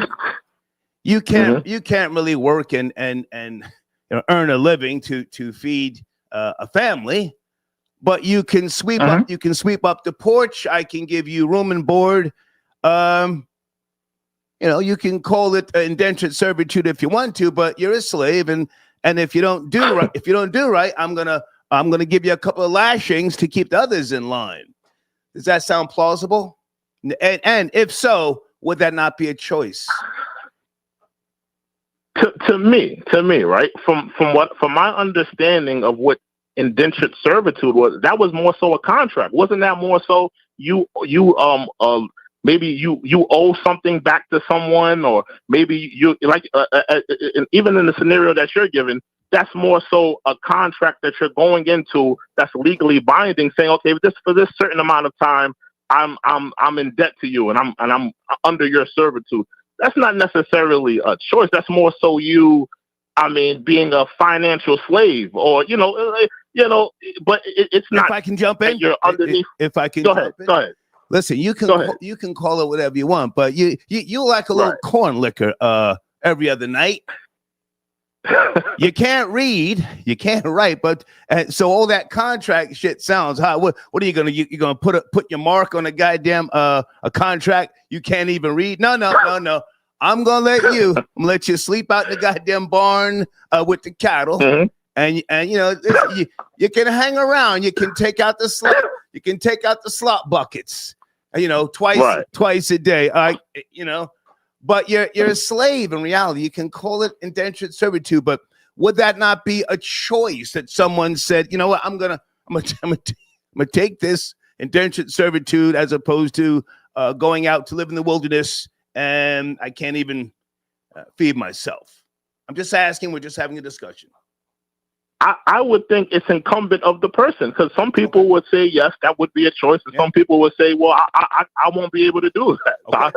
So I mean, and the same would apply to slavery. There were some people that were fighting back, and there were some people that were complacent in where they were. Right. So it's incumbent on the person. Okay. So I mean, that's how I would say it. I mean, I think so. Hey, I appreciate you, man, and we're just having a discussion. Right. I mean, the title itself is. I have to chime in. I'm sorry. Good.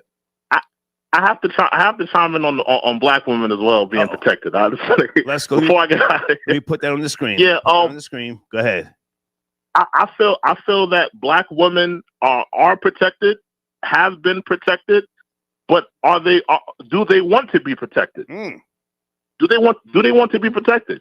Because we could sit up here and say, black men don't do this and black men don't do that. But if black men answer the call, if we collectively say, we're going to protect black women, we're going to do everything we need to do, are black women willing to take the help? Are they competing with their white counterparts? Are they trying to be a part of the white feminist movement? Are they willing to be submissive women? Are they willing to be women that's going to cling to their man? Are they willing to fall in line? Are they willing? Because if you're going to protect someone has to take the leadership. Someone has to be the anchor. Someone has to be in front. Right. So, I mean, are they willing to take the help? Are they willing to? So that would be my question. That would be my question to black women. Are they willing to take the help?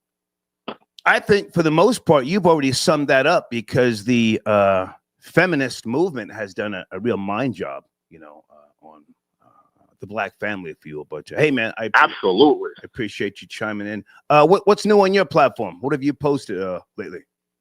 Oh, I had to do a whole live on the Donald Trump in his Black History event. Okay. I thought it was lovely. He showed a lot of respect. Now, Tiger Woods being up there, I was a little befuddled at that. He never claimed to be black. I was a little befuddled at that one. He was up there looking confused. I don't know how he got a ticket to the event, but it was a nice little event. He gave respect to black black soldiers and pioneers. As he does. Yeah. So absolutely. I appreciate you, man. Salute, yes, sir. Okay, all right. Check-in report. Someone sent a donation. What is the politically correct term for the current day slaves that make iPhones?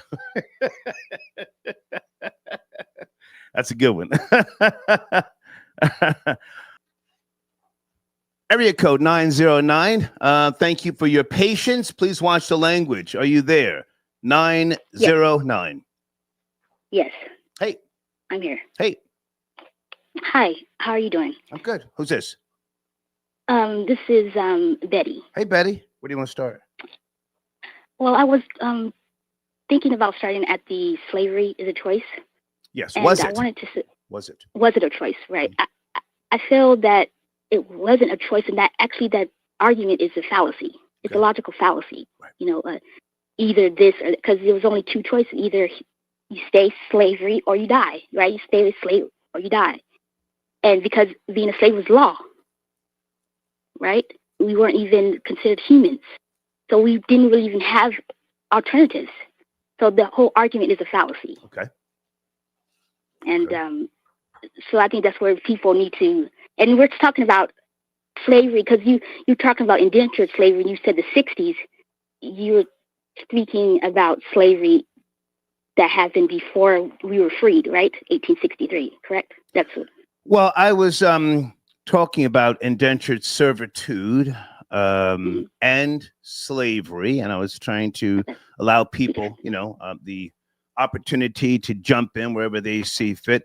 But with regards to owning slaves, what is your thoughts and or feelings with regards to owning a piece of property? And you've pissed me off for some reason. Am I gonna beat you, shoot you, kill you, and then you can't work? What am I gonna do? You're my slave. You piss me off. Am I gonna shoot you in the leg? Am I gonna chop off your ear? What am I gonna do? Whatever doesn't affect your bottom line. Well, that's the choice you're going to make.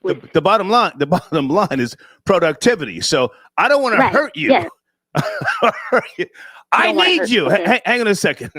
I need you to work, but you piss me off. Okay, put yourself in the position of a quote unquote slave owner. You said it's only two choices, right? Right. That's why I say slavery is a choice. The whole argument is a fallacy. Oh, okay. Okay. I misunderstood you. Okay. Continue. Yeah, Please continue. I'm sorry. Yes, that's what the whole argument from the beginning is a fallacy. The argument is a logical fallacy. It shouldn't be even argued. Okay. Well, we're discussing. So, we're just discussing it. No, I understand. No, I understand. But so because there was no choice to be made.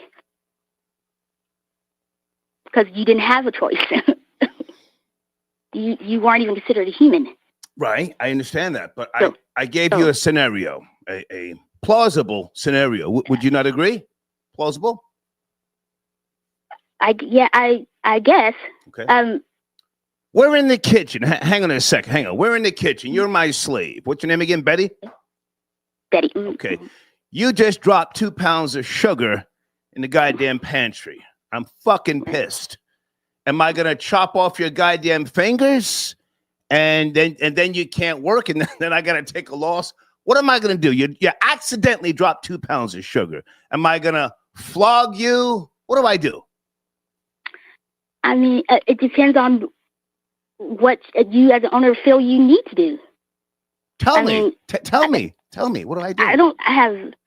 I have no idea.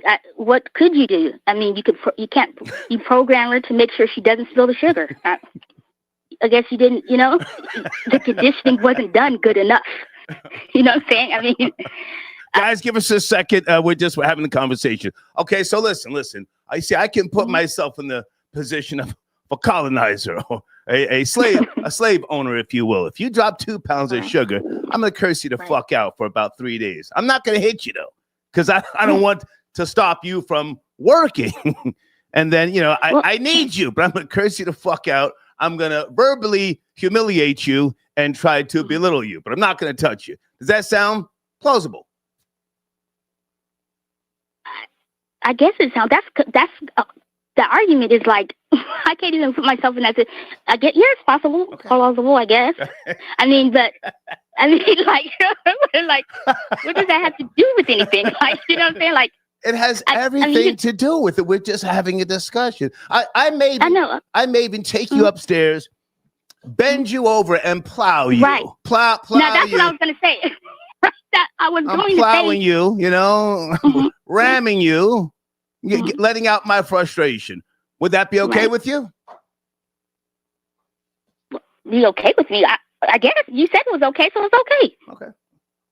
Like they don't have there's no choices in that. They don't have a choice. See, I mean, but if you really don't want to get plowed, like like you're not going to spill the sugar. Like I doubt Betty was spilling sugar back then, like that. You know what I'm saying? Like anything's possible. You could have. Yeah, anything's possible, but logically, you could have fainted. Hang on a second. 99 degrees. You fainted from the heat, and you dropped a whole goddamn dozen of eggs. A whole dozen of eggs. Now there's no supermarket to go to, so So we got to wait a couple of days until the chickens lay more eggs. I'm pissed. Mhm. What do I do to you? Dozen fucking eggs. I'm not going to slap. I'm not going to slap you. I'm pissed the fuck off. What do I do? I mean, how would I know that? Who's going to know that? I mean, you're not going to admit that it's your fault that you haven't conditioned conditioned the slave right. It's your fault, but you're not going to admit that. But so, but I doubt you're not going to have that problem. Okay. I'm having fun with you. Do you want to address? No, I know. Do you want to address the showrunner? Yeah. Can black men protect black women? Now, see, that's a choice if they want to. Okay. If you want to, I mean, if that's what they feel they want to do, then by all means do that. But I don't think that's not law. You know what I'm saying? Okay. No one is. Oh. You don't have to protect anybody. Okay. I mean, as long as but I think protection includes just don't put them in a situation. Right? If you don't have nothing to do with putting them in a situation, then, hey, do you? I like your way of thinking. Don't do something to get me upset. Right. Yeah. Like, don't put them in, have to protect them. You know what I'm saying? Don't cause somebody out there to hit you upside the head with a bottle or something. And therefore, we don't even have to address that. Right. Right. And also, well, actually, that's on the woman's side. We're talking about how men feel, if they feel they should protect black women. If they want to protect, then do that. But if not, but don't say anything that would lead them to having to be protected either. Gotcha. I've enjoyed talking to you. Okay, thank you. Thank you so much, Betty. You said right, Betty? Okay. Yes, Betty. Thank you. Bye. What a sweetie, and she's a good sport. Bitch, you just dropped 2 pounds of sugar. The fuck? Going upstairs and wash. I'm going to come up there and plow you. Hold on a second. Maurizio, got your donation, sir. Thank you for tapping in.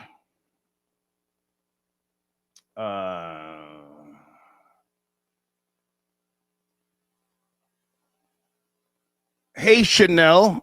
Okay, Chanel, thank you so much. She sent me a nasty email with a donation. Oh, okay, thank you. You're a white man with a tan for real, for real. The way you speak out of your mouth is appalling.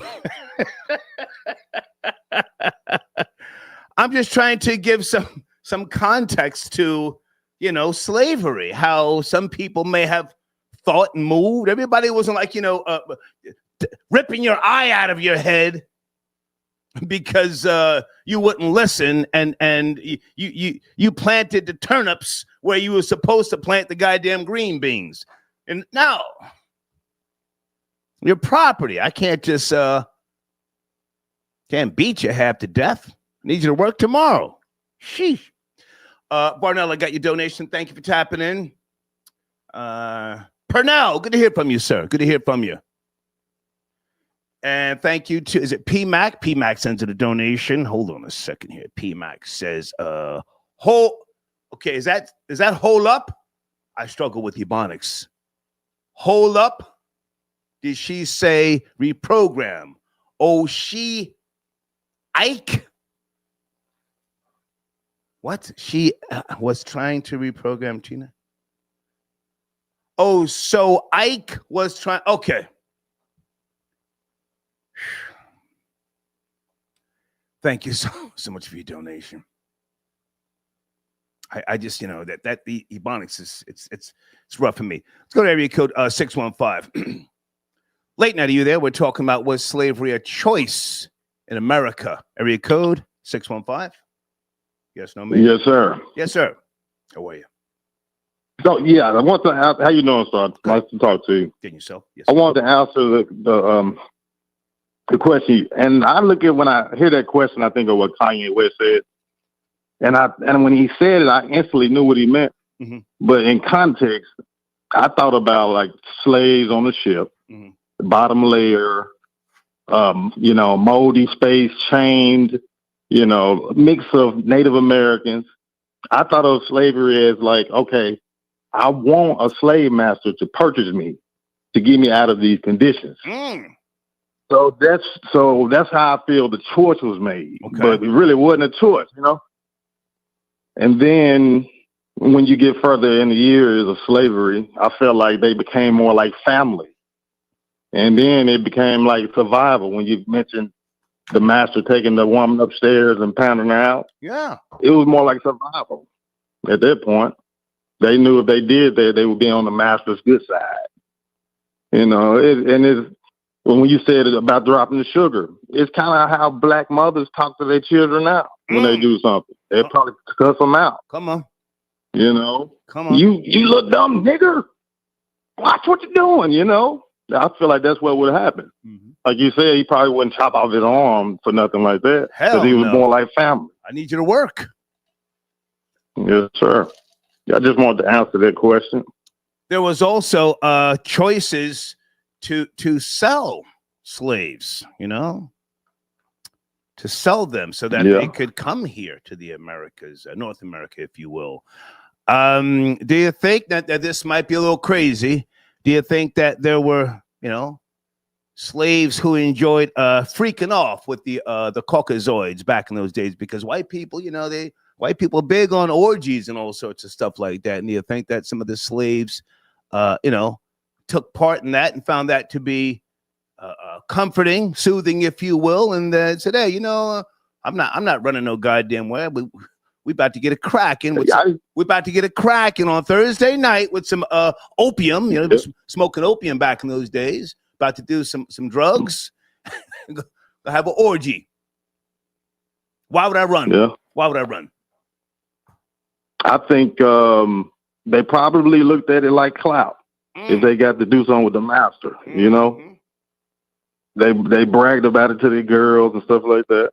They used it as clout, just like today. Yep. So I just think we still live like slaves today. What about the gay slaves? I've seen this movie about. It's called. Well, hang on a second. We don't have to talk about no goddamn movie. Listen, all things started in Africa. Would you not agree? I don't know. I don't really agree with that, Star. I don't really agree with that. Well, sir, are you familiar with civilization? The formation of trading and religion and all sorts of things. Language, art, hunting. It's Africa, man. All things started in Africa. You wouldn't agree with that? I guess I would, but I guess the demographics, what we say Africa today, I wouldn't say that was Africa, what we mean Africa. I think we're here in Africa now. That's what I believe. I might be crazy for that, but I think this is Africa. We got pyramids and stuff here too. Yeah, I think you're crazy. But go ahead and land your plane, sir. Go ahead and land your plane. Well, I said something about the movie because I'm pretty sure they had a lot of gayness during the slavery, and it helped spread diseases and stuff like that. And the masters had to deal with that by chaining the penises of people and stuff like that. Okay. So I felt like they made a choice to get out of those shackles, but he really didn't have a choice of slavery. That's how I feel. I appreciate the call, sir. Yes, sir. Thank you. Thank you, sir. Right. Hi, can you hear me? I can hear you. Who's this? Tony. My name is Tony.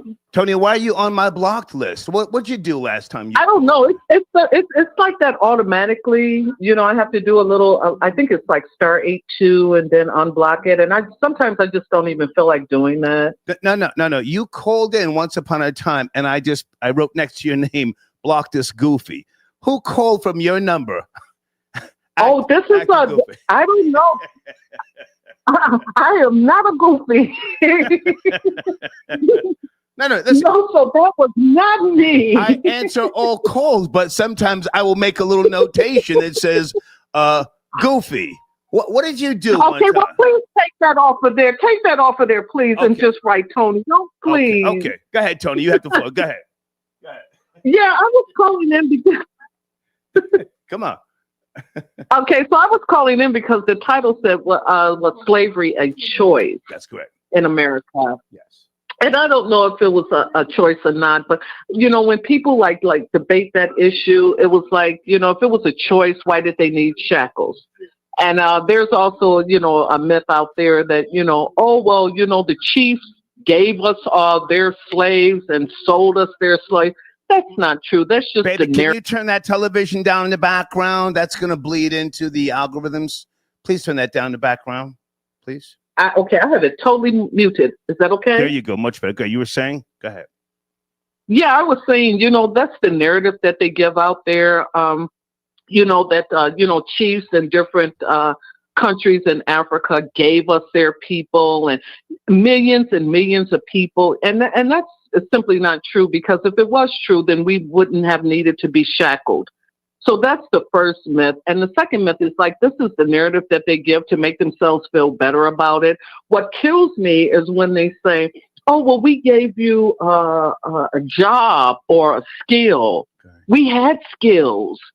Look at the pyramids. If that's not skill, the pyramids are not just in Egypt. They're all over Africa. That's a skill. We had irrigation system.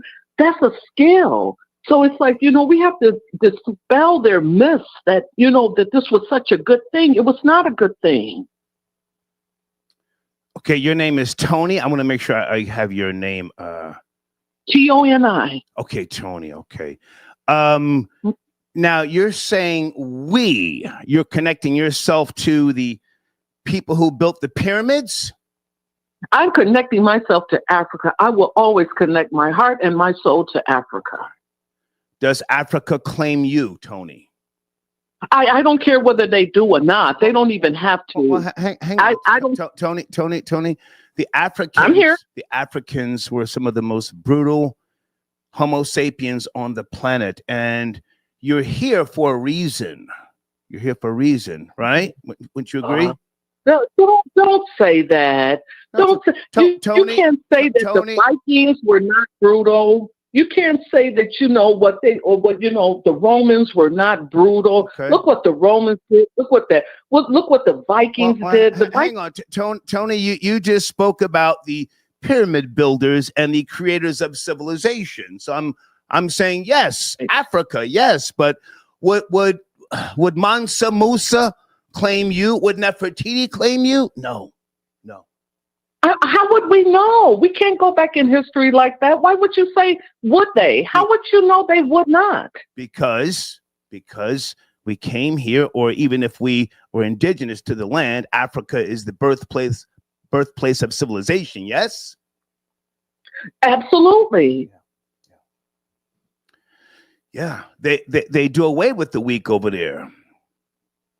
No, they don't. No, they don't. And you know something? And let me tell you something. I had, I'm degreed, obviously. I don't know if that's obvious or not, but I'm degreed. And, when you step into a university, the things that they taught us in like junior high and high school are so dispelled.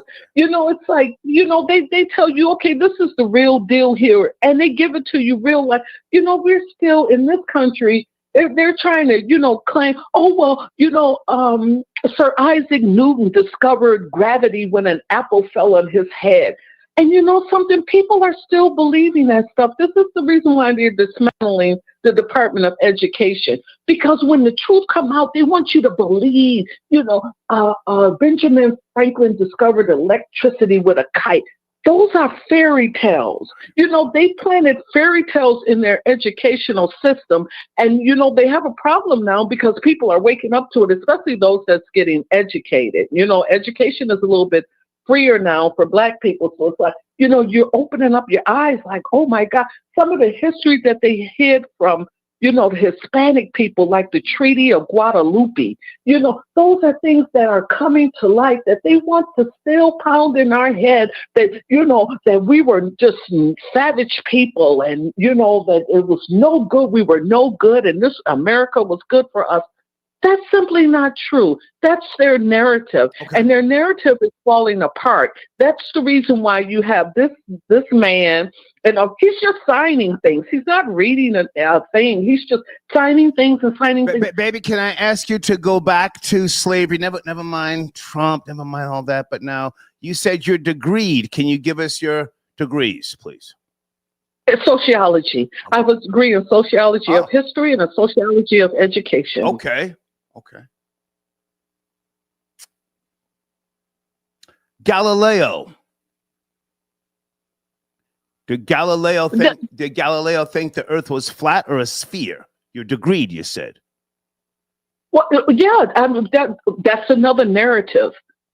I'm just asking, baby. I'm just asking. I'm a drop. I'm asking. Galileo, was the earth a sphere or flat? A flat to Galileo. Don't get insulted. Yes, don't get insulted by my passion. When my voice go up, that means that's passion. I'm asking. I don't know what. I'm asking. I don't know what. Oh, let me just finish. I don't know what Galileo and anybody else thought flat or Jesus Christ. That's just a narrative. All of that is just a narrative. They don't know. They didn't have written language either. Written language came from Africa. We had written language. There are tribes over there that don't have written language, but it's like all of this is just put together. They had to put something together, because look at the Neanderthals. They didn't survive. You know why the Neanderthals didn't survive? I'm listening. Tell me why you think the Neanderthals didn't survive. Well, I want you to tell us. I think they're still here along with super predators, but who am I? Go ahead. Yes, no, you're right. They didn't survive because when they migrated out of Africa, they went north. And when they went north, they didn't know how to survive. So they survived on one another. Right? I'm letting you speak. Come on. Okay, well, that's what I wanted to say. I just wanted to say, don't get mad or anything when they tell you this narrative. We're not Learn. Okay, but now hang on a second. No, not you per se. Not you. Don't you get mad? No, okay. I'm just saying, Black people need to learn a little bit more about their history and stop settling for the narrative that they gave us. Okay, I just want to ask you one more question before you go. Your name is Tony. Okay. One more question. So if you, hypothetically speaking, if you were alive during the days of Nefertiti, would she sit and have a tea with you, or would she make you bow to her feet and wash her legs? Nefertiti, you. I don't know. I mean, how many centuries ago was that? I have no idea. Well, but I can make up. Hold on a second. But I can make up a story. It's easy to make up a story. We can make up a story. Oh, I saw this and I heard that. That's all it is. It's just words. I don't know. Nefertiti. Can I give you my opinion or my take? Can I give you my take? No, go ahead. This is an even exchange. Okay. If you're not from royalty yourself, she would spit on you. You don't know that. There's no way in 2025 you can say what somebody did centuries ago. You don't know that. Okay. You might have read something that she was rude and she would have spit on you if you did. Who's telling a story and who's taking it all in? Yeah, that's what I'm saying. People need to stop taking these stories seriously. How do you know? They tell you Jesus was a white man with blonde hair in the Middle East. And we settle for that. Oh, you have so many Black people, you go in their houses. Nefertiti would have me beheaded and she would spit on you. Listen, Tony, I got to go, darling. Thank you so much. Thank you. It was nice talking to you too. Thank you. We got some calls lined up here. What do you say, guys? Keep taking calls. It's getting late. Area code 323. Late night, are you there? 323. Yes, no, maybe. Yes, sir. What's up, Star? Hey, man. How are you? What's cracking? Shaking. Good. Slavery of choice. I used to think it wasn't until a friend of mine back in like 2010 put me on that film called Goodbye, Uncle Tom. Oh boy! And it just, and it just blew my mind for the process and how it just the whole scenery and of that film just blew my mind. Okay. And then I came across the Woody Lynch letter, and it was clear to me that it was a program that was put in place for us. And once slave owners and masters started seeing slaves rebel and make the choice not to be a slave, he put out that factory reset manual to get the slaves back in line. Okay. What about the black people that owned slaves, though, in America? What about those people? I didn't think about that until I heard the previous caller mention how possibly some of those black slave owners had slaves to protect them. I mean, that sounds kind of justified. Are you in front of a laptop or an iPad or a computer? I got time. We're having a nice discussion here. Can you Google black slave owners in the U.S.? Let's take our time here. I am not in front of a computer. I am on my iPhone, but for me to do that, I have to use my headset to. Oh, gotcha. Google search. So okay, well, but where else you want to go, sir? You have the floor. You have the floor. But when I think about it now, if we're in today's time, I think it would be still black slave owners, though, because it's always a certain type of black person that wants to be of the same standard as the white folks. So that could be a reason why they had slaves back then, to force the black folks, because I'm gonna do something I don't usually do. I try to be fair and respectful to those who are believers in the theory of God. I don't usually come at them, because that's their choice to believe what they choose to. Do you think that there's any difference between one-time black slave owners and preachers today, black preachers? Any difference? No, I don't. And I came to that. I think today's black preacher is worse than a slave owner from yesteryear. It's just my opinion. I think so too. Yeah. I think so too. And I know you don't like to reference movies like that. Go ahead. But reference a movie. Let's go. It's late night. Reference a movie. Come on. The film that the other gentleman did, that was basically like the story of Nat Turner. Birth of a Nation. Birth of a Nation. And he pretty much was showing that preacher side and how it was still keeping black folks in that slave mindset, and backed away from it, because it was just like another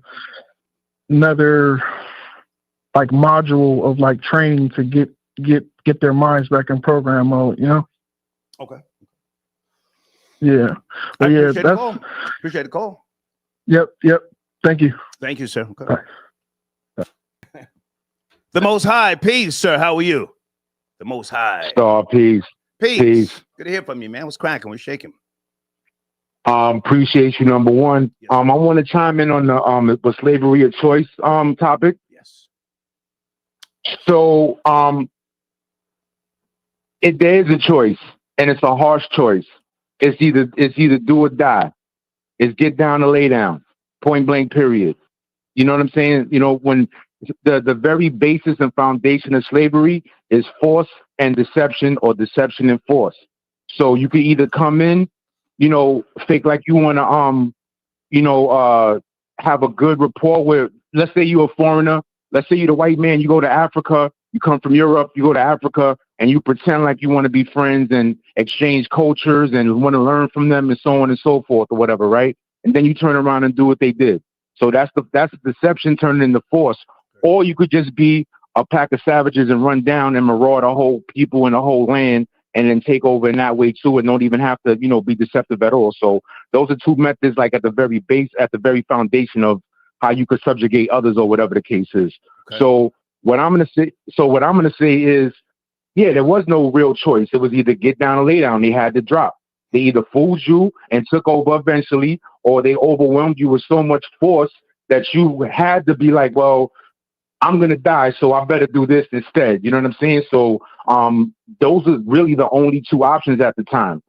So, that's basically it. If you want to speak layman's terms, street terms, you either got tricked into it, you got suckered into it, or they ran down and told you to get down and lay down. So that's the very basis of slavery in and of itself. However, even today, now I think slavery also is based upon, mental subjugation and being able to trick somebody into, or trick masses of people into thinking that if they rebel against you, even if they have you outnumbered, even if you're bigger than them, that you could still, like, physically, you can have 10, let's say you have 10, Sudanese Africans and like 3 Europeans come through, and for however way they did it, they were able to convince these people that could have easily physically overtook them to be docile instead of hostile, and they never rebel, or they don't rebel effectively enough to free themselves from their condition. Can I jump in for a second? Can I jump in? Yes, sir. Do you think, we're just having this discussion, I'm trying not to make it insensitive. Do you think that the ancestors were kind-hearted people, and in a sense, they felt an obligation to do certain things for the future of other generations to come? Do you think that maybe they had sense far greater than what many of us have right now, and they realized that there was a struggle, and that to go through the struggle, that one day enslaved people would prevail? I mean, you're being very cut and dry, and I appreciate your perspective on this, but there had to have been some type of center, core, if you will. I'm not going to use the word soul. I'm a non-believer. Some type of core within people's movements, actions, and or understanding that, hey, in time, maybe things will get better. You think that's plausible? 1,000%. 1,000%. And I'm going to tell you why right now. First of all, you're basically saying, you know what? I'm going to fall back, and hopefully we'll live to see another day, and I'll live to see the day when we'll be able to overcome this. So let me fall back. I see what's going on over here. I might fake my my allegiance to Massa or whatever the case is until I figure out how to way to overtake them. I get it. You know why it's true? Because we're doing it now. All races are doing it now. For the most part, the majority of the world are underpaid wage slaves. It's a fact.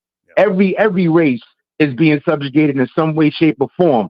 There's only, what they say, there's only a 1 percentile that actually rule the world or control the world's wealth and what have you. And let me also interject this for those who, may not understand the type of discussion that we're having. Everybody wasn't consumed by the theory of God. A lot of Black people were not mystified, especially in the South. That's a false narrative that everybody was, slow singing, and flower bringing and all that sort of jazz. Just want to add that to the conversation. Go ahead. Nah, that's a whole fact. And to be honest with you, just to add to that right there, my whole concept of life, in terms of, me getting out of me subscribing to the thought of mystery God or mysticism in that way, is to take accountability. And again, I'm going to credit, and hopefully I'm not going off course, but I'm trying to make a correlation here. If you study Nation of Islam or 5%, forget them as a culture. I'm just saying what the message they tried to bring to Black men and Black people was for accountability in all ways, shapes, and forms. So you had to find it within yourself, to find the God within yourself to overcome any obstacle, any devil. You know what I'm saying? A black devil, the subjugation of the white man and all that. So at the end of the day, It's within you. It's not within a Bible. It's not within a religion, so to speak. You don't need religion to tell you you're supposed to, rebel against oppression or whatever the case. And a couple of callers done already said it and brought to light the facts that the Bible was telling you to acquiesce and bow down to your master. So I'm never going to subscribe to that. But for the most part, we all are, maybe not you. You were able to carve out, the space in your life, and you live the life the way you want to live it. Salute to you. Right. But at the end of the day, most of us, we're fighting. We're slaves in a symbolic way. If you want to call it straight out, we are. Then we are, because we are slaves to the dollar, and we all know that. There's some act right waiting for us if we ever decided to really rebel the way we should. Okay. So you have to move strategically, and you might have to, just chillax. And until you figure out how to overcome things, you just chill out and you live to fight another day. Gotcha. Hey, man, before you go, because you are one of the people who keeps me up to speed on sports. Anything going on with Aaron Rodgers? Is he retiring or is he going to another team? He's according to reports, man, that dude is still, floating the idea that he's available. Oh my God. Yeah, man. Yeah, he a little NFL, quarterback hole at this point. Yeah, I'm still around. I still got a little bit left in the tank or whatever.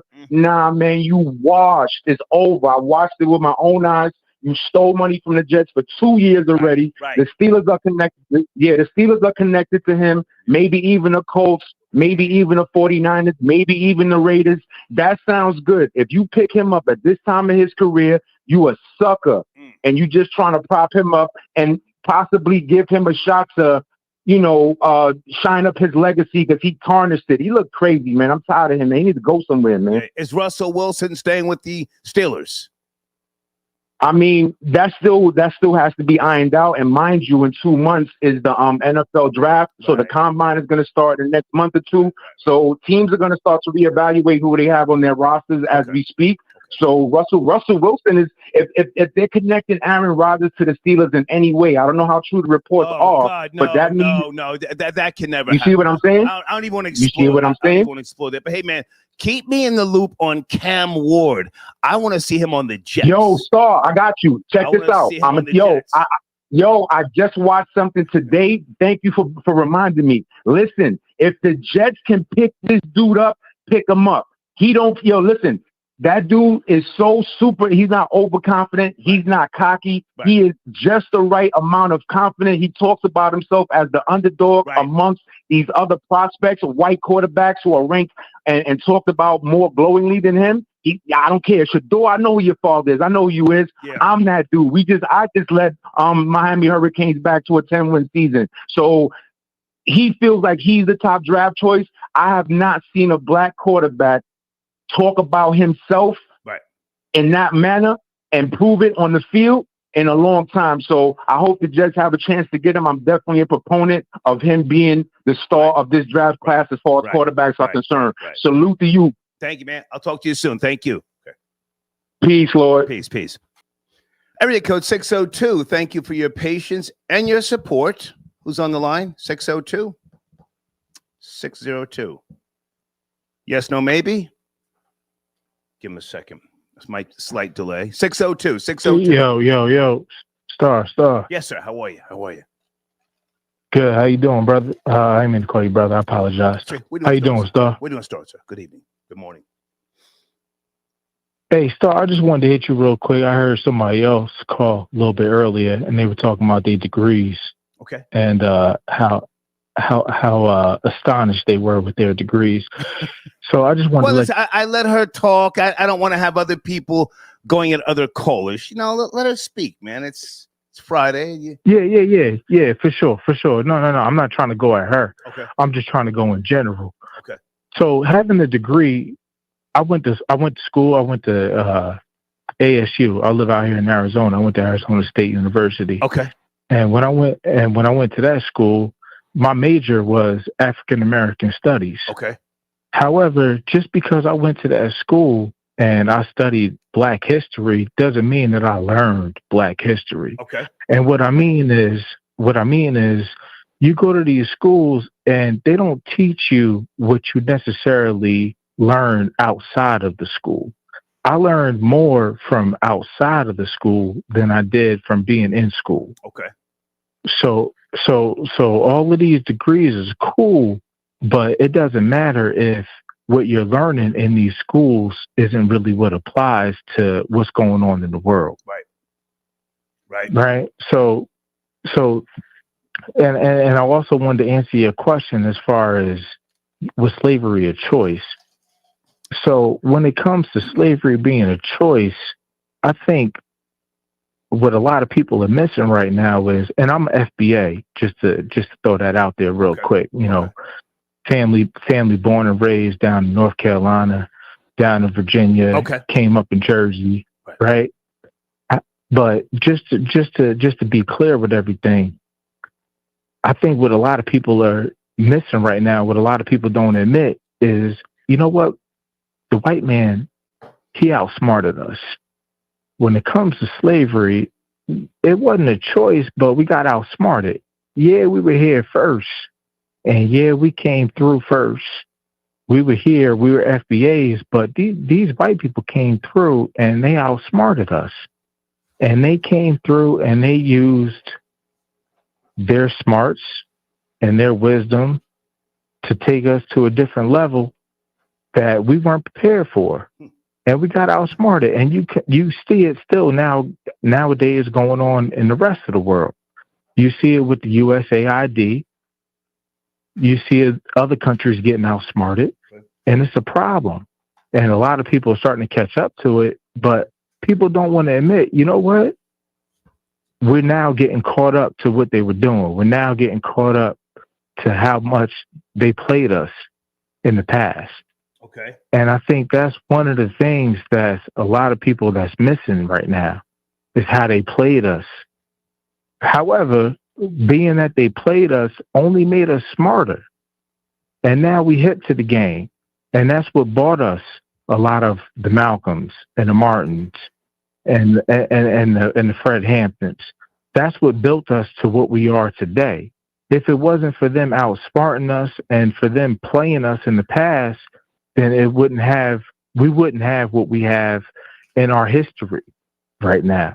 Okay. So I just kind of wanted to throw that out there to you real quick. Can I respond? You know, it's not Can I respond? Go ahead, Star. Yeah. I hear what you're saying, not to go against what you're saying. I don't give anybody that much credit for being, quote unquote, smarter than me. You may be more clever at a given point in time, but not smarter. I think that what you're referencing, and again, I understand what you're saying, but you know, if you look at some of the achievements of, let's just say, different groups and or cultures, you know, in America, and I don't have to say who, because it doesn't necessarily apply to all, but there's a large majority of people who are more demonic, passive aggressive, and intellectually hateful. And you have to be able to know how to deal with them. Again, passive aggressive, demonic, and intellectually hateful. That doesn't mean that they're smarter. You know? Does that sound crazy? I hear you. No. I hear you. You know, I hear you. Yeah, I just wanted to put that out there because a lot of times when you see certain killers, if you will, school shooters, serial killers, I had to study serial killers for a while, maybe less than a year. I'm not going to get into why, but I always found that the media labeled them as highly intelligent. And I said, well, why do they keep calling these fucking killers? This is in my mid-20s. Why do they keep calling them highly intelligent? It was a cloak, if you will, you know, a cloak for their demonic behavior, you know, trying to label their demonic acts as intelligent. No. Anyway, I just want to say that we're just rambling, but yeah. And let me just chime in real quick too. I understand what you're saying. I definitely hear you on that. And where you're coming from, as far as, you know, with the media paint them as is one thing, but just from FBA perspective, from what we see, I think that as far as the way that we see things based off of our history, is that we did get outsmarted. Okay. And a lot of us don't want to admit that we got outsmarted. Okay. And we have this pride in us that wants to stand up and say, nah, we didn't get outsmarted. We still this, we still that. Right. But the fact is that they did outsmart us. Okay. And there's nothing wrong with that, because them outsmarting us brought us the Martins. It brought us the Malcolms. It brought us the Hueys. It brought us the Fred Hamptons, right? And that's the way that we were able to overcome part of what they did to outsmart us. Okay. However, now it's on us to stand up and realize, you know what? The same tactics that they used before are the same tactics that they're using right now.